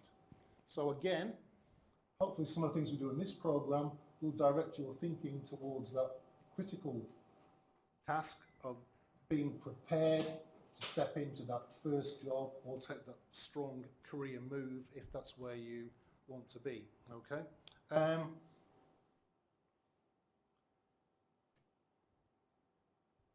This is an interesting point of reference. It's 2010, but whatever I've looked at since then doesn't really change. This was a report conducted in the EU looking at the subject of graduate employability. Now this report's actually in your readings, okay? So you've got that in your readings in week 1.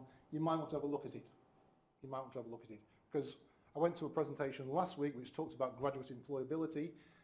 Things hadn't really changed, but some of the things that employers focus on and value aren't necessarily the things which may be top of your list as you're framing yourself for employment. So this looked at employers' perceptions of graduate employability. What do they want from graduates? What do they need from graduates? What do graduates have? And what could graduates have more of? Those are the sorts of things, okay? Understanding that helps you to frame yourself in the employment market, okay? So I'll give you just the reason I chose this, it's not the most recent survey, but it's one of the most comprehensive surveys numbers-wise. employers in all EU countries were surveyed. As I said, despite the fact it's a few years old, and despite the fact it's in Europe, not in the Asia Pacific region, we still see the same things on every graduate employability survey I've looked at between then and between now. So I just use this because it's quite insightful. So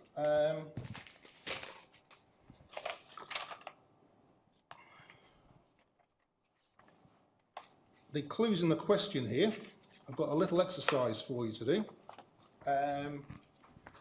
And this is a list of the core skills which in this survey employers said they wanted from graduates, okay? So we'll do the first of two pieces of self-analysis just to focus on you rather than talking about business success more generally, okay? So we're going to start off this week with you and then build up. So, quick example for you.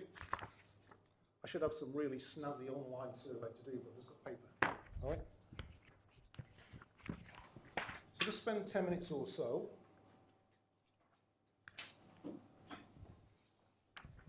just completing a bit of self-analysis, okay?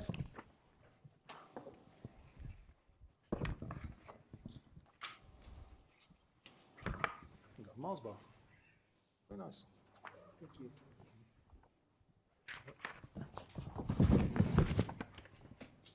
Thank you, my friend.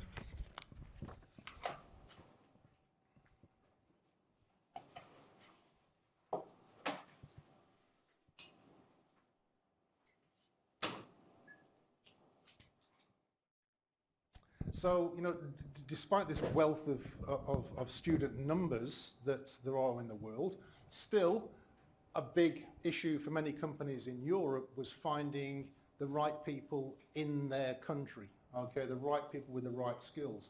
And that's probably why many graduate roles are advertised not just nationally but globally, okay? And if you've got the right skills that a company wants, there are obviously in many places steps that company can take to try to get you on board in that country. So that's really the evidence that you're dealing with an international graduate market, not just a graduate market. Companies sometimes having to go overseas because they can't find the right people with the right skills in their own domestic market.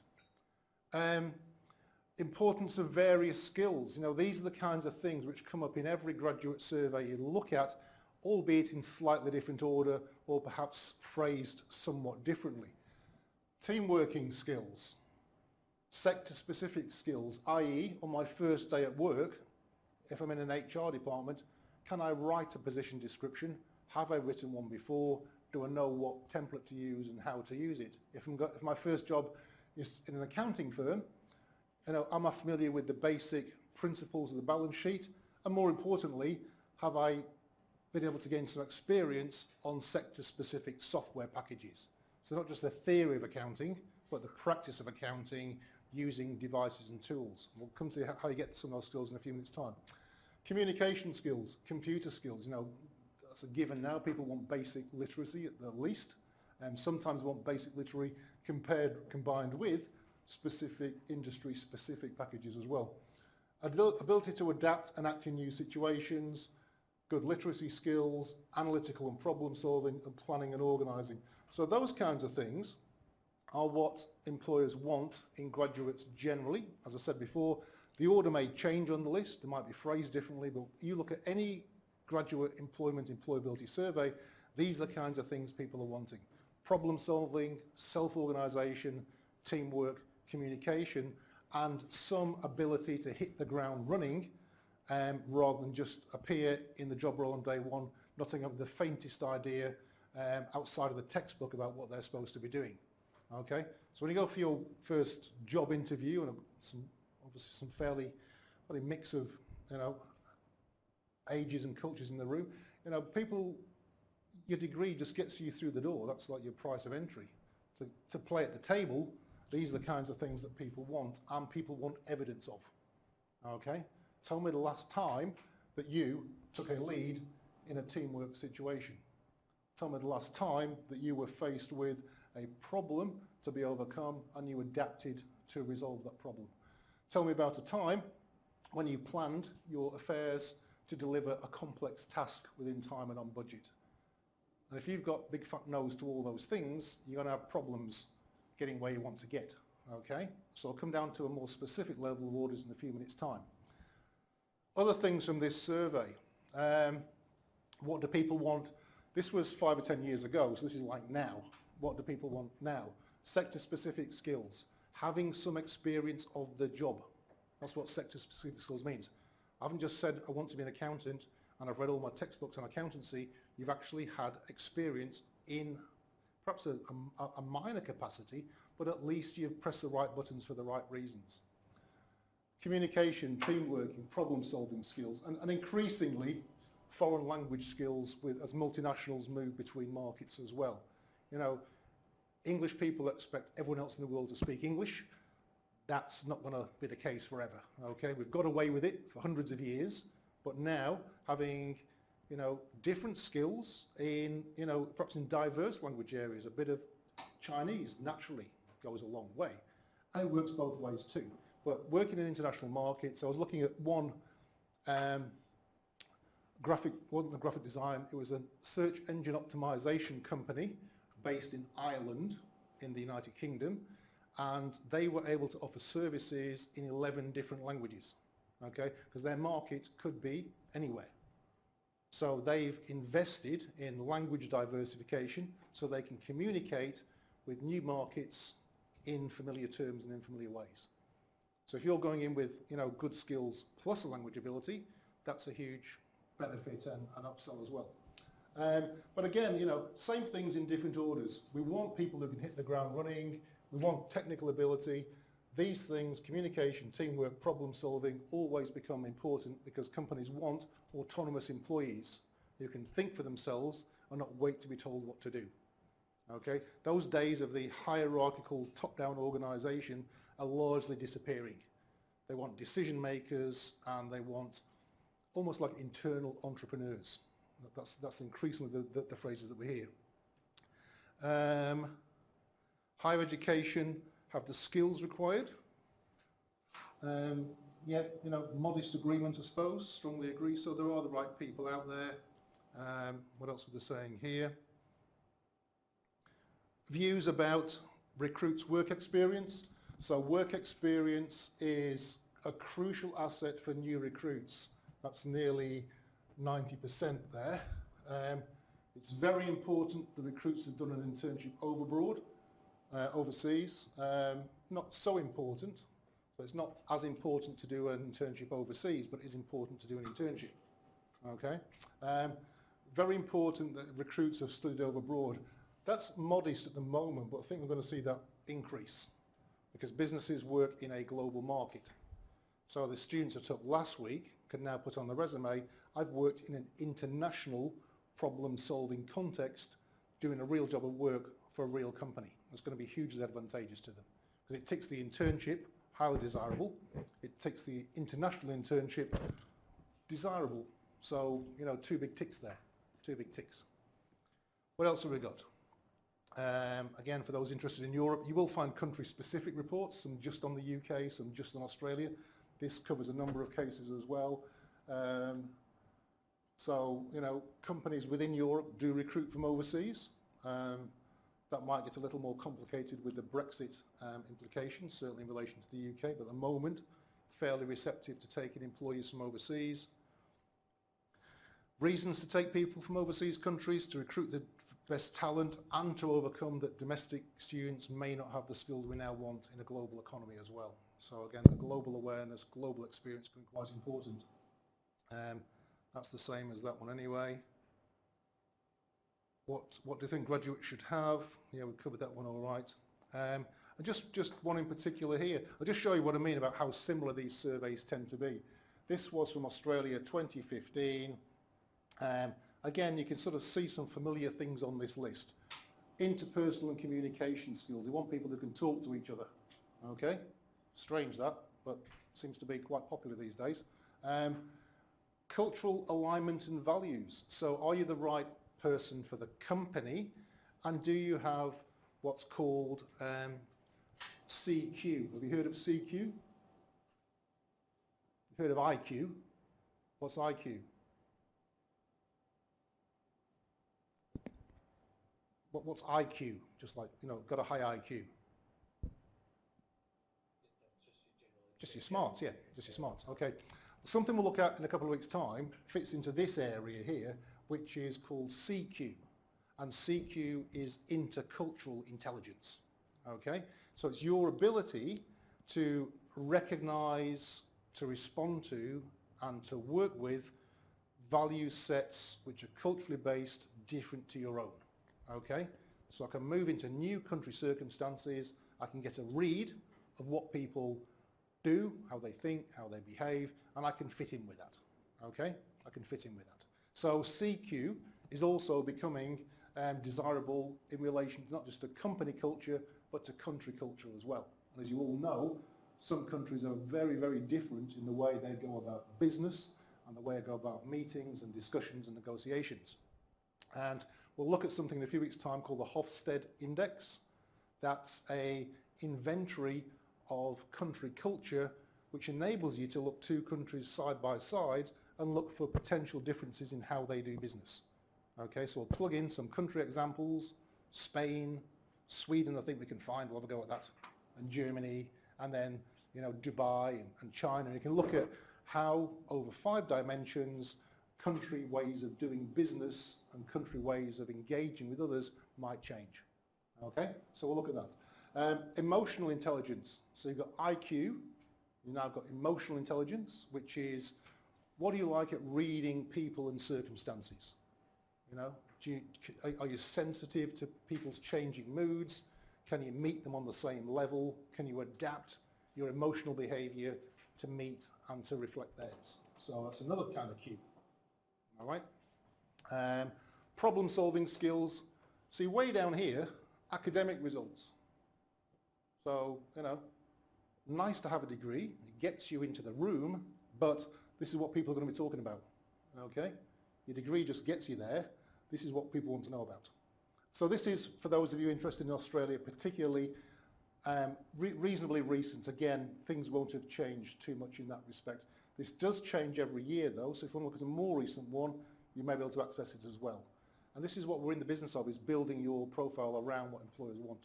Yes? I don't remember whether it was one of the consultancy firms or all of them, or one of the big 4 accounting firms or all of them, but they've recently removed the prerequisite to have a bachelor's degree to participate in, I think, either their graduate program or to be part of the business, because they're recognising that people are coming out of uni with 0 street smarts, 0 EQ, and they know everything in the textbook, but you're a consultant and you're going out and you're customer facing after 2 or 3 months in the business. People have got no idea how to interact with people outside of a university setting. Very true, very true. And now those skills are being seen as more valued, to the point where we no longer require a degree as a prerequisite to take you for a role. We'll look at you, we'll have a conversation. On a case-by-case basis almost. Yeah. Well, that's amazing, that's amazing. It just shows you how this world of work's changed. Like 15 years ago, 20 years ago, having a degree was pretty much problem solved. All right, that was it. I got a degree. I've got a 2-1, therefore when I can apply to KPMG, I've got a 2-2 and I can apply to somebody else. I've got a first, I'm going to be picked off the list first. And that would have been the case. But as we've just heard and as you just see, that's now really, it sort of enables you to sit at the table. It might get you 1 foot in the door, but apart from that, we're looking at these things. So getting into business isn't just about having qualifications, it's about how well do I leverage and demonstrate what companies now want. So look at as many of these as you want, okay? You'll find some of them are country specific, like Australia. You'll find some of them are continent specific, like Europe. You'll find some of them are discipline specific. So if you type in, what do accountancy graduates, or what do employers now look for in accountancy graduates, you can get some very specific research about people who you want to employ you expect from you, okay? So graduates generally, but there is more and more work now coming down into sector specifically. What do those who recruit HR people want in their graduates? And interesting comment, it may be that they don't want graduates at all. They would rather have somebody with the street smarts, as we heard, emotional intelligence, cultural intelligence, problem-solving skills, analytical skills, and some work experience as well. You know, those are the kinds of things which become more attractive. This is, again, sums it up quite nicely. Employers want graduates who are work-ready and can grow in whatever role they are given, while marks might determine academic aptitude is just one characteristic that makes a graduate employable. Okay? Employers are trying to make the best possible evaluation of whether each candidate will be able to hit the ground running and start contributing as quickly as possible. It used to be the case, you were taken on as a graduate, you would go through a 3-month training program to get you work ready, okay? Now they want you work ready pretty much straight away, all right? And that experience has got to come from somewhere. However, what we sometimes find is that graduates sometimes leave things a bit too late, all right? So I want to just, how are we doing for time? Not too bad, okay, not too bad. I want to just do one more exercise with you to at least position yourself today in terms of your preparedness for the world of work and the world of commerce. All right, so I've got another little survey. Now, as a hint here, if you keep this, when you've done it, you can use it for assignment 3. All right, so in doing this, you're doing a bit of assignment 3 already. Okay, have a little go with this one and see how you get on. It's 2-sided, and you know, you may just, rather than a big narrative, just do a tick box, explain. Well, please explain. There you go, grab one of those. Again, depending where you are in your life, then the answers may be easy to come, sorry, excuse me. It's not expensive. I'm not demonstrating much corporate social responsibility, am I?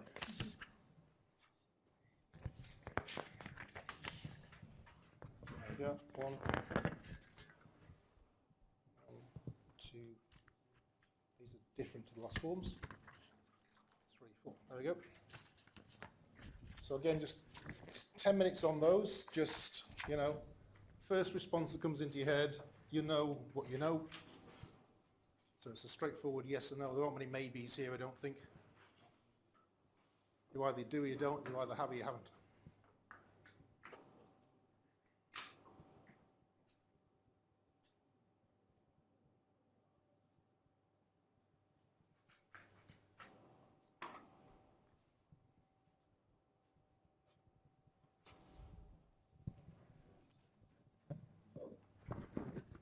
Gave you the right one, didn't I? Yes, I did. Okay.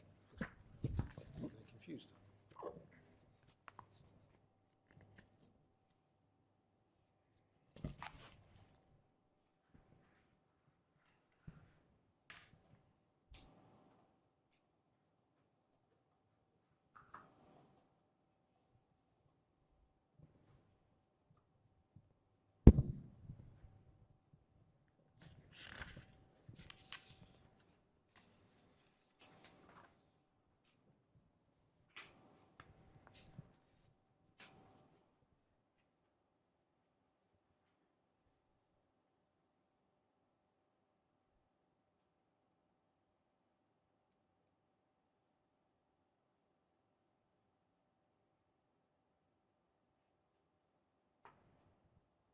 I suppose the good thing about these lectures is no one comes in the room after you, do they? Because there's no lectures from 8 o'clock onwards. Imagine that, 8 till 11. Wouldn't do it, would you? Nocturnal lectures. You get some weird neighbour. Yeah. There's nothing on TV, that'll be it. You don't want to know what the alternative is. No, that's true, that's true.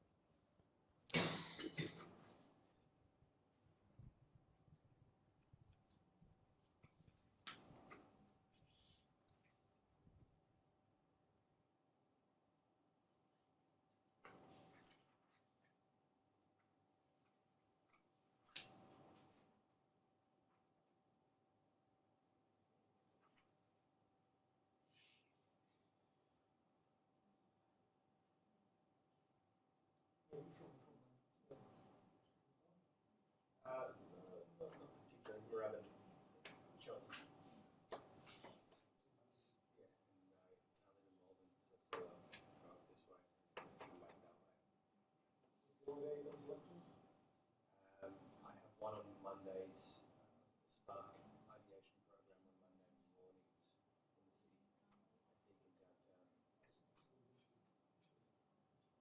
I think in downtown.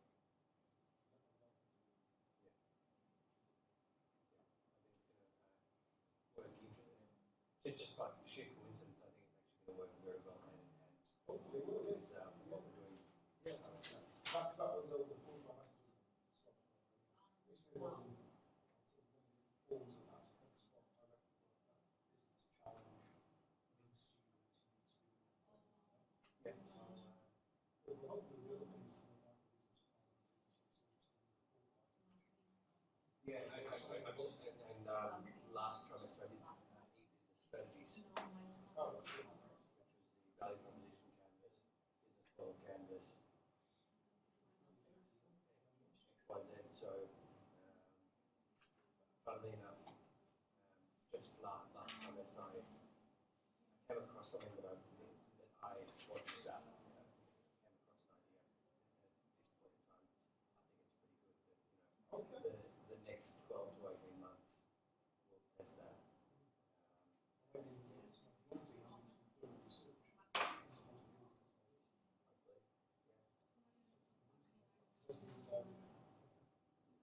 It's exciting enough, but it involves some food and wine.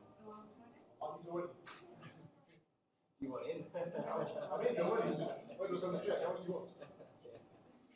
You can't make a living selling food and wine if something's wrong with you. Yeah.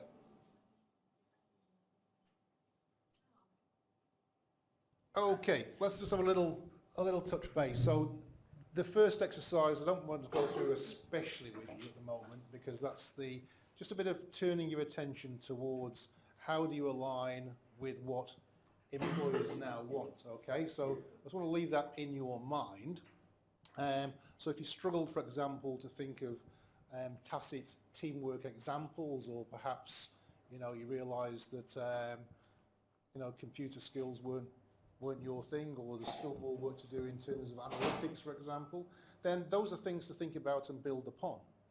Or more importantly, you might have to reach a bit deeper to pull up supporting or supplementary evidence. Okay, because a half-decent job interview will probe those sorts of areas. You look at a job resume, look at a job description, it'll be task, but also it'll be approach as well.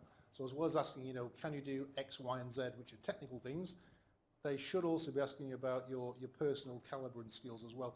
So if you're finding yourself struggling to populate some of those fields, you might A, think why that is, and B, can you pull a little more deeply to think of a relevant example of your recent planning excellence, or your recent communications excellence, or your recent team working excellence, okay? And sometimes even a small example can be useful. But if you've got a big fat hole in there, then you also think about productive ways to fill that before you get to that career ready stage, okay? So we're now in week 1 of the trimester. This one's a little more tacit, okay? And what I've done is I've sort of tried to break down a list of things that I know the university tries to encourage graduates to participate in and resource, as well as tying into some of the wider skill demands more generically. And it comes down to some basic stuff. For those of you in your last trimester, just hands up who's got a resume. Quite a few people? Yeah, okay, well that's good. Next question is, have you sought any professional advice in constructing that resume? One person. Because I'll tell you something for nothing, most of the resumes I see that students have prepared are absolutely awful. Okay? It's true. Okay? It's true. They're dreadful. Very. Okay? It's a good reason not to get phone calls. I've seen many students who've actually given me their resume to look at. And it's literally a name, an address, and a list of subjects. Okay? That's pretty much it. Okay? Nothing about teamwork, problem solving, collaboration, experiences that relate to their work. They'll say they work at Pizza Hut, but they won't say doing what. Okay? Customer service skills, inventory skills, those sorts of things. So if you have got a resume, I'd just encourage you to seek the services of the careers team here and make sure it's a good resume and make sure it does the best job of selling you that it possibly can, okay? Because if it doesn't, that phone is never going to ring. Can I just mention something Yeah. to that industry needs sheet and the resume? I think by virtue of the fact that everybody in this room is here in this room, I will say that every single person can come up with a fairly solid example for each one of these aspects. You would hope so, You yeah. could put yourself at a 7 to 10. Yeah. Right? You know, everyone's done group work, everyone's used the computer, everyone's communicated. You know, you can find some sector-specific skills, and it's all about how you position yourself. That's true. I find it really hard to brag on myself because I Feel feel ashamed of it. ashamed of what? It's like an Asian thing. I just feel like I'm not that good, but actually maybe I am. So it's like cultural modesty, I suppose, isn't it? Yeah, Yeah, you're right. that's what I'm You're right. saying. But you're right. I mean, I was looking around the room here, and in all fairness, there were quite a few 7s, 8s, 70%, 80% cropping up. So people, if you think about it, you've probably got it. But first of all, you need to think about it, you know, so employers want this. And secondly, you need to get it by finding those examples. And yes, on one level, I did group work, fantastic. On another level, I'm a team leader or a shift leader in my part-time job. You know, that ticks another box. So even if it's like a small job, for example, you're doing waitressing or whatever, so you can also say. What have you got? Communication, customer service, problem solving. Conflict resolution. Yeah, you know, Yeah, exactly. tact, On my expression, diplomacy. on my resume, I was waitressing at my career advisor. So you're a waitress. Doesn't matter if you're wasting time because you're dealing with people, that customer service. You are doing with conflict when the people that are upset, you have customers that are upset, how you react to those things. Yeah, I was taking orders to suppliers, and they're like, this is part of management that you're doing. You should put on your resume. too right, absolutely right. It's not a waste of time, and I was like, oh, I shouldn't put that in my waitress because I was like, It's how you, it's how you make that, it's how you make that experience align with the demands of the role. Yeah, Okay. and I got my first job. I said, yeah, I've been done this. I've done like, oh, this is You know, the most important thing about having a part-time job for an employer is that you've got a part-time job. It shows a work ethic in itself, okay? Yeah, exactly. Already it shows I'm a worker, Yeah. okay? And you're I'm willing already to- doing it. And you're willing to do it. I'm working to do it, I'm willing to do it, and I haven't flip-flopped between 20 different part-time jobs. You know, I've maybe had 2 or 3. So my son, for example, he works at Domino's. He's now the longest-serving team member because everyone else has flipped around him. You know, he's 18 and he's the oldest, most experienced member in Domino's because he's stuck with it. And that, again, is what people want. If you say, I did 5 weeks at Myer and 2 weeks at Coles and 3 weeks here and 4 weeks there, you're a flipper. You know, no one wants to take that on. Nobody. If you haven't got a job, they'll wonder why. And so the conversation goes. But you're trying to build evidence of how your experience in seemingly modest areas might actually demonstrate potential. Okay? But that's what we're after, potential. Can we turn this person's base experience into something that's good for us? All right? So waitressing, great. You know, I said problems, communications, you're a brand ambassador. I wanted to get my first Yeah, job yeah, in yeah. marketing. You're a brand ambassador. You know, if you stand there, you are the brand, you're the restaurant. You're the restaurant, you know? So there you go. So if you haven't got, if you've got a resume, great. But if you haven't had it looked at, it probably isn't great.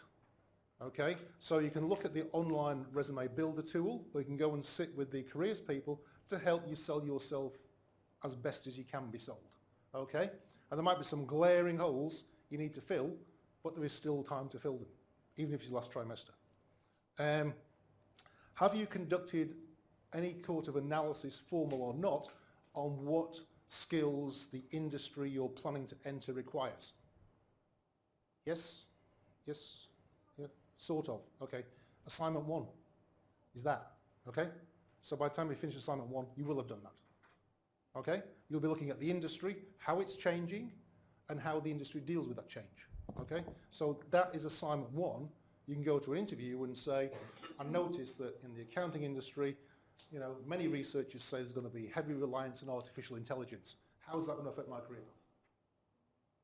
For example, okay? I'm thinking about distribution and supply chain. You know, many industry commentators have identified that automation will fundamentally change the way that distribution takes place. You know, what are the new roles in the automation side of distribution compared to the manual lifting side of distribution? So it's an awareness you have. Okay, you know what's happening in that space. I have a question. Is there like a difference between the sectors, for example? Yes, it is. Like they require more soft skill than the hard. Yeah, and that's where you need to look at. I'll talk about this. Probably won't have time today, strangely enough. But there's and if you this is where I have to do some of the readings, okay? Because I think we're going to run out of time. But mega trends are trends that happen which affect all businesses to some degree. So there's an article in your readings about global mega trends. They are things like demographics, an aging population, population shift, the emergence of new economies in South America and Africa in particular. Obviously IT is another one, and there's another one as well. So it's like 5 megatrends, okay? So those affect all businesses to some degree, but will affect all businesses differently. So one type of business might be very susceptible to demographic changes, another might be very susceptible to growth in what were previously considered to be third world economies. It's either a threat or an opportunity. But the sector-specific ones is part 2 of assignment 1, whereby you look at what's happening in your sector particularly. So the first assignment looks at global megatrends and how it affects all businesses, and then sector-specific, how it affects your business in particular, and then within that you can identify what does a modern graduate accountant need to bring to the table. So it'll be different for accountancy than it will be for logistics, than it will be for HR, but I'll be very surprised to find if there weren't more similarities than differences based on some of those employer wants, okay? The order might change, the phrasing might change, but I think whatever job you go into, autonomy and behaviour, problem solving, communication, teamwork, plus technical skills will be there in one form or another, okay? So that's something to think about. Do you have a part-time job? Who's got a part-time job? Quite a few people. Again, you know, can you turn that to your advantage? Either in the part-time job you choose or the responsibilities you take on. You know, so if someone offers you a supervisory role, it's a sign of leadership, you know? If you're thinking about quitting because you had a bad day, then how's that going to look on your resume? You know, that was my 4th job in 5 weeks. That starts to look pretty terrible, you know? Is your part-time job relevant to your intended career? Yeah? Yeah, okay. It's sometimes a hard one to cross that, but really if your part-time job is related to your intended career, then you're getting industry-specific experience, okay? So, you know, if you're thinking about changing your part-time job, then think about changing it to something that's more closely aligned with where you want to go career-wise. So if you've got, you know, part-time office assistant required, at least choose an office that isn't nearest, but is most relevant to your career plans. My favourite, who's completed an internship?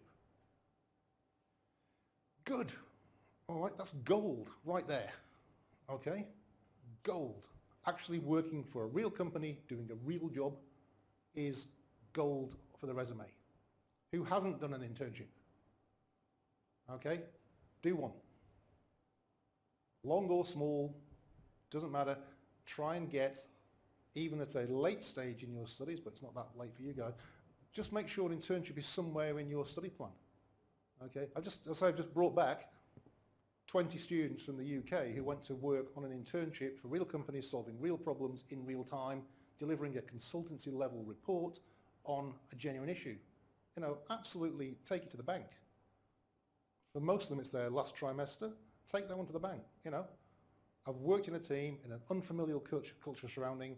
I've taken an ambiguous business problem and I've turned it into a solution with a costed course of action.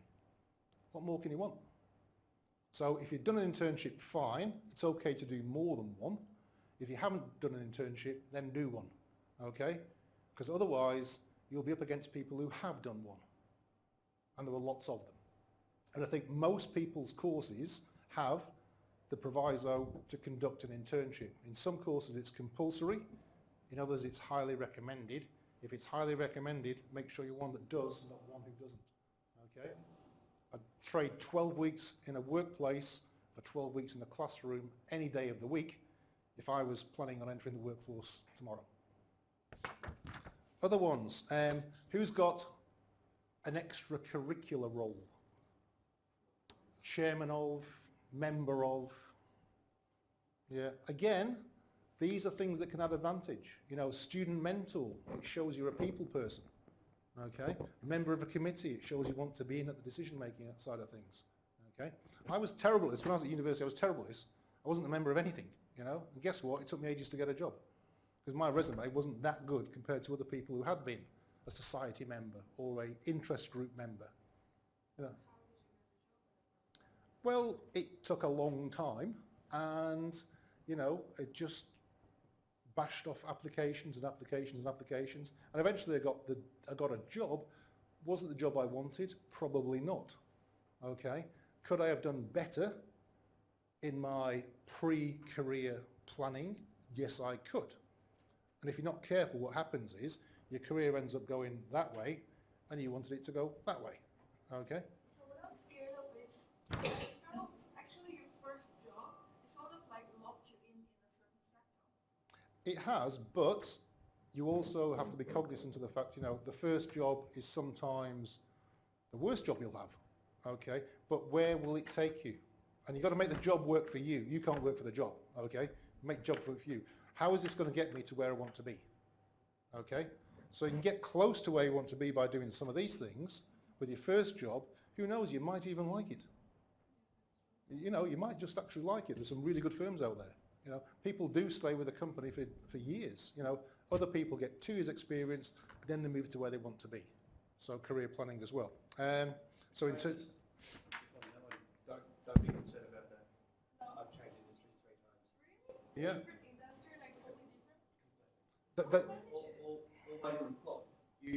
If you have a core set of skills which are transferable, the lady over there is doing marketing, right? So you mean marketing is marketing, and it helps to have industry-specific knowledge. I do sales, right? Give me 6 months, I can sell anything, right? And learning the industry takes a little bit of the while. You might lag behind other people for a little bit, right? But if you can take a particular skill set and excel at that skill set, anyone will take you. Yeah. No matter what Even marketing has different.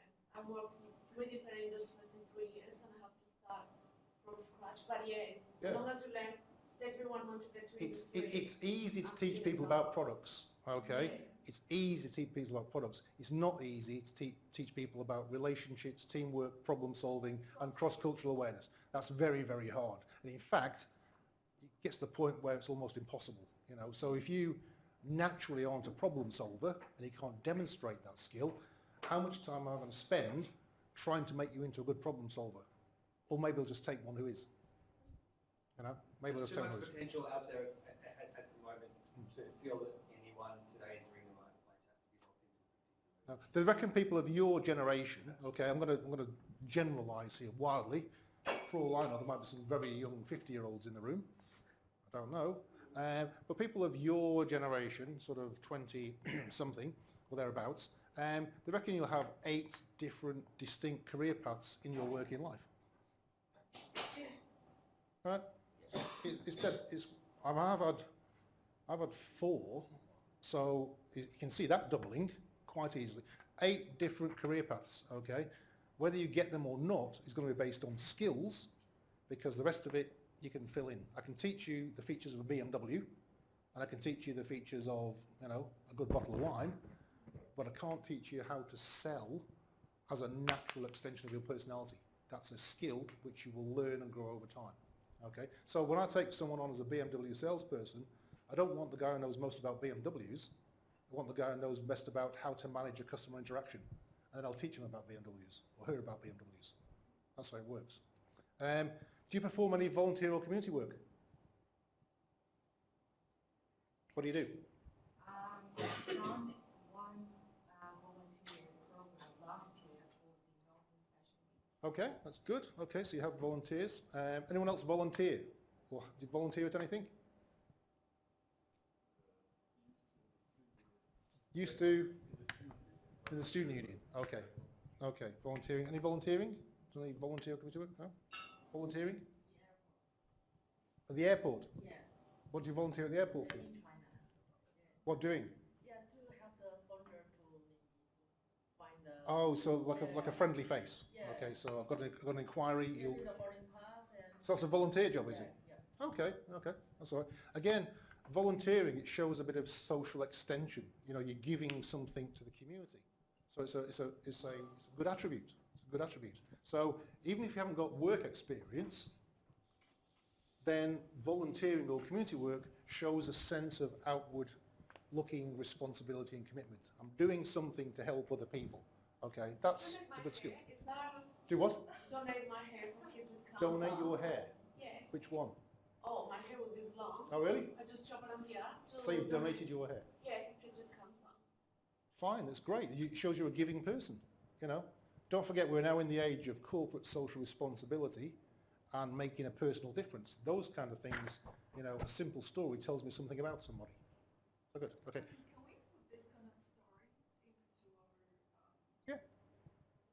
Yeah. Yeah, resume. I mean, and it's about how you position it. I mean, it's like it's not necessarily, you know, I've done a volunteer program for kids with cancer, right? Put that on your resume. And then if they get asked a question, say, yeah, I donated my head to kids with cancer. What you don't want to do is undersell, like, you know, yeah, what you want to do is you want to undersell by saying, I only did this, okay? And against that, you know, and certainly the cultural modesty comes to bear. If I put this on my resume, it's. What, you might get a job? No, I feel like I'm trying to do this to get a job instead of to helping people. Well, you are. It's both. You can do both. You can help someone and get a job. It's not either or, okay? All you're showing is you're a rounded person who has a degree of altruism and a wish to help others, okay? It's a rounded person, okay? So, and there's a few more. Who's got a LinkedIn profile page? Okay, so you can put that on your resume, you can direct people, just make sure it's a good read, okay? Not sort of full of happy snaps and, you know, sort of social media-like content. I have one question there. Usually what happens is your LinkedIn profile ended up being a copy and paste of your resume. Well, you can. No, there's a difference. If you look at, there are actual workshops offered through Deakin on how to build a LinkedIn profile. Okay. All right, so you can actually help you with that. It shouldn't be like your Facebook, and it shouldn't be just a resume. It might be the chance for you to show some current achievements, things I was doing this week. You may offer opinions or comments or insight. It becomes an exchange. But there is a Deakin workshop, particularly on how to create a LinkedIn profile. All right, so then again, it's another point of reference, because believe me, any employer worth their weight is going to check you out on social media. Okay, and sometimes that's where the train wreck starts, because you're so, you know, your Facebook page, oh my God, that's the same person. Yeah, yes they will. Yes they do. Yep. Yep. Someone was hired of getting drunk and saying bad things about the boss. And then on Facebook, and the next day was out. Yeah. So look, anyway, some of these things, I'm just trying to put them in your mind before we get too far into the course, because ultimately the prime responsibility of any university should be to make you employable, okay? So this is why I'm going to leave this with you, and you can think about it over the next few weeks in terms of, if I have got big holes in this list, can I fill them in a productive way? Have you attended jobs or careers fairs? There's several every year at Deakin. You know, put it in your diary. Go along to them. Have you attended Deakin-related career workshops, which run every trimester? Interview skills, resume building, building a LinkedIn page, blah, blah, blah. They happen every trimester. It's easier to attend those while you're still a student rather than when you finish being a student. Okay, so try and get to one or two of those personal careers workshops every trimester. Otherwise, you'll get to the end of your course and you've done none of them, and it's too late because you missed them all, okay? Student mentors, have we touched base with them? Who's in the Deakin Talent portal? Who knows what Deakin Talent is? Yeah, okay, get on it. Seriously, it's your gateway to employers. If you look at it here, you will see it's a community managed through Deakin, but not managed by Deakin. Okay, it's basically a student-employer interface. You can post yourself on Deakin LinkedIn through very particular forums of interest, and employers can reach out to you through Deakin Talent through particular forums and portals. Okay, this is where employers come first to have a look at Deakin students. So you're either on it or you're not. Okay. Again, it's broken down into communities. So it might be like the marketing community or the business process management community. Get yourself into one of those relevant forums and start to pick up on the conversation. Okay, you're visible through Deakin Talent. Some of the things we look at here, again, explore your career options if you're not that sure yet. There's a resource here to help you. Finding casual work and internships, again, it's there to support you. Creating a strong LinkedIn profile, it's there to support you. Personal branding and networking, we hear about the personal brand. Now, what do you stand for? That's a resource to help you. Resume, structure, format and presentation, preparing for interviews. Those are all things you can access either online, or many of them appear in physical formats, so a workshop or a get-together or a morning or something, okay? All preparedness. Another one, work integrated learning programs. You may have to do an internship, or you may not, but I would say whether you do or you don't, make sure you do one. Particularly if you're light on industry and work experience. You know, if you're early or mid-career, might not be as important. But if you're emergent as a career, then either try and get yourself an individual or a group internship. And those take many different forms here. The internship you find for yourself, the internship that's found for you, the group internship here, which used to be run through the Freelancing Hub and I think still is, and the Spark initiative you talked about, that's a form of group internship, and domestic internships and overseas internships. So there's something like 17 overseas internship and or study tours that go from the Department of Management every year. Go to China, go to Malaysia, go to Korea. UK one's just come back. I think there's one in the US as well for sports fans. You know, so very powerful stuff to have on your resume as you start to move into a career-ready position. And all this stuff is there, okay? All this stuff is there for you should you wish to take it up. Okay, so covered a little bit of ground today. I'm not going to run into the next section because we'll go over too late. I think that's quite enough for one day. But hopefully you've got some sense of what we're going to do in the program. Hopefully you've got some sense of why we're going to do it. And hopefully you've got some sense of how we're going to do it. Okay?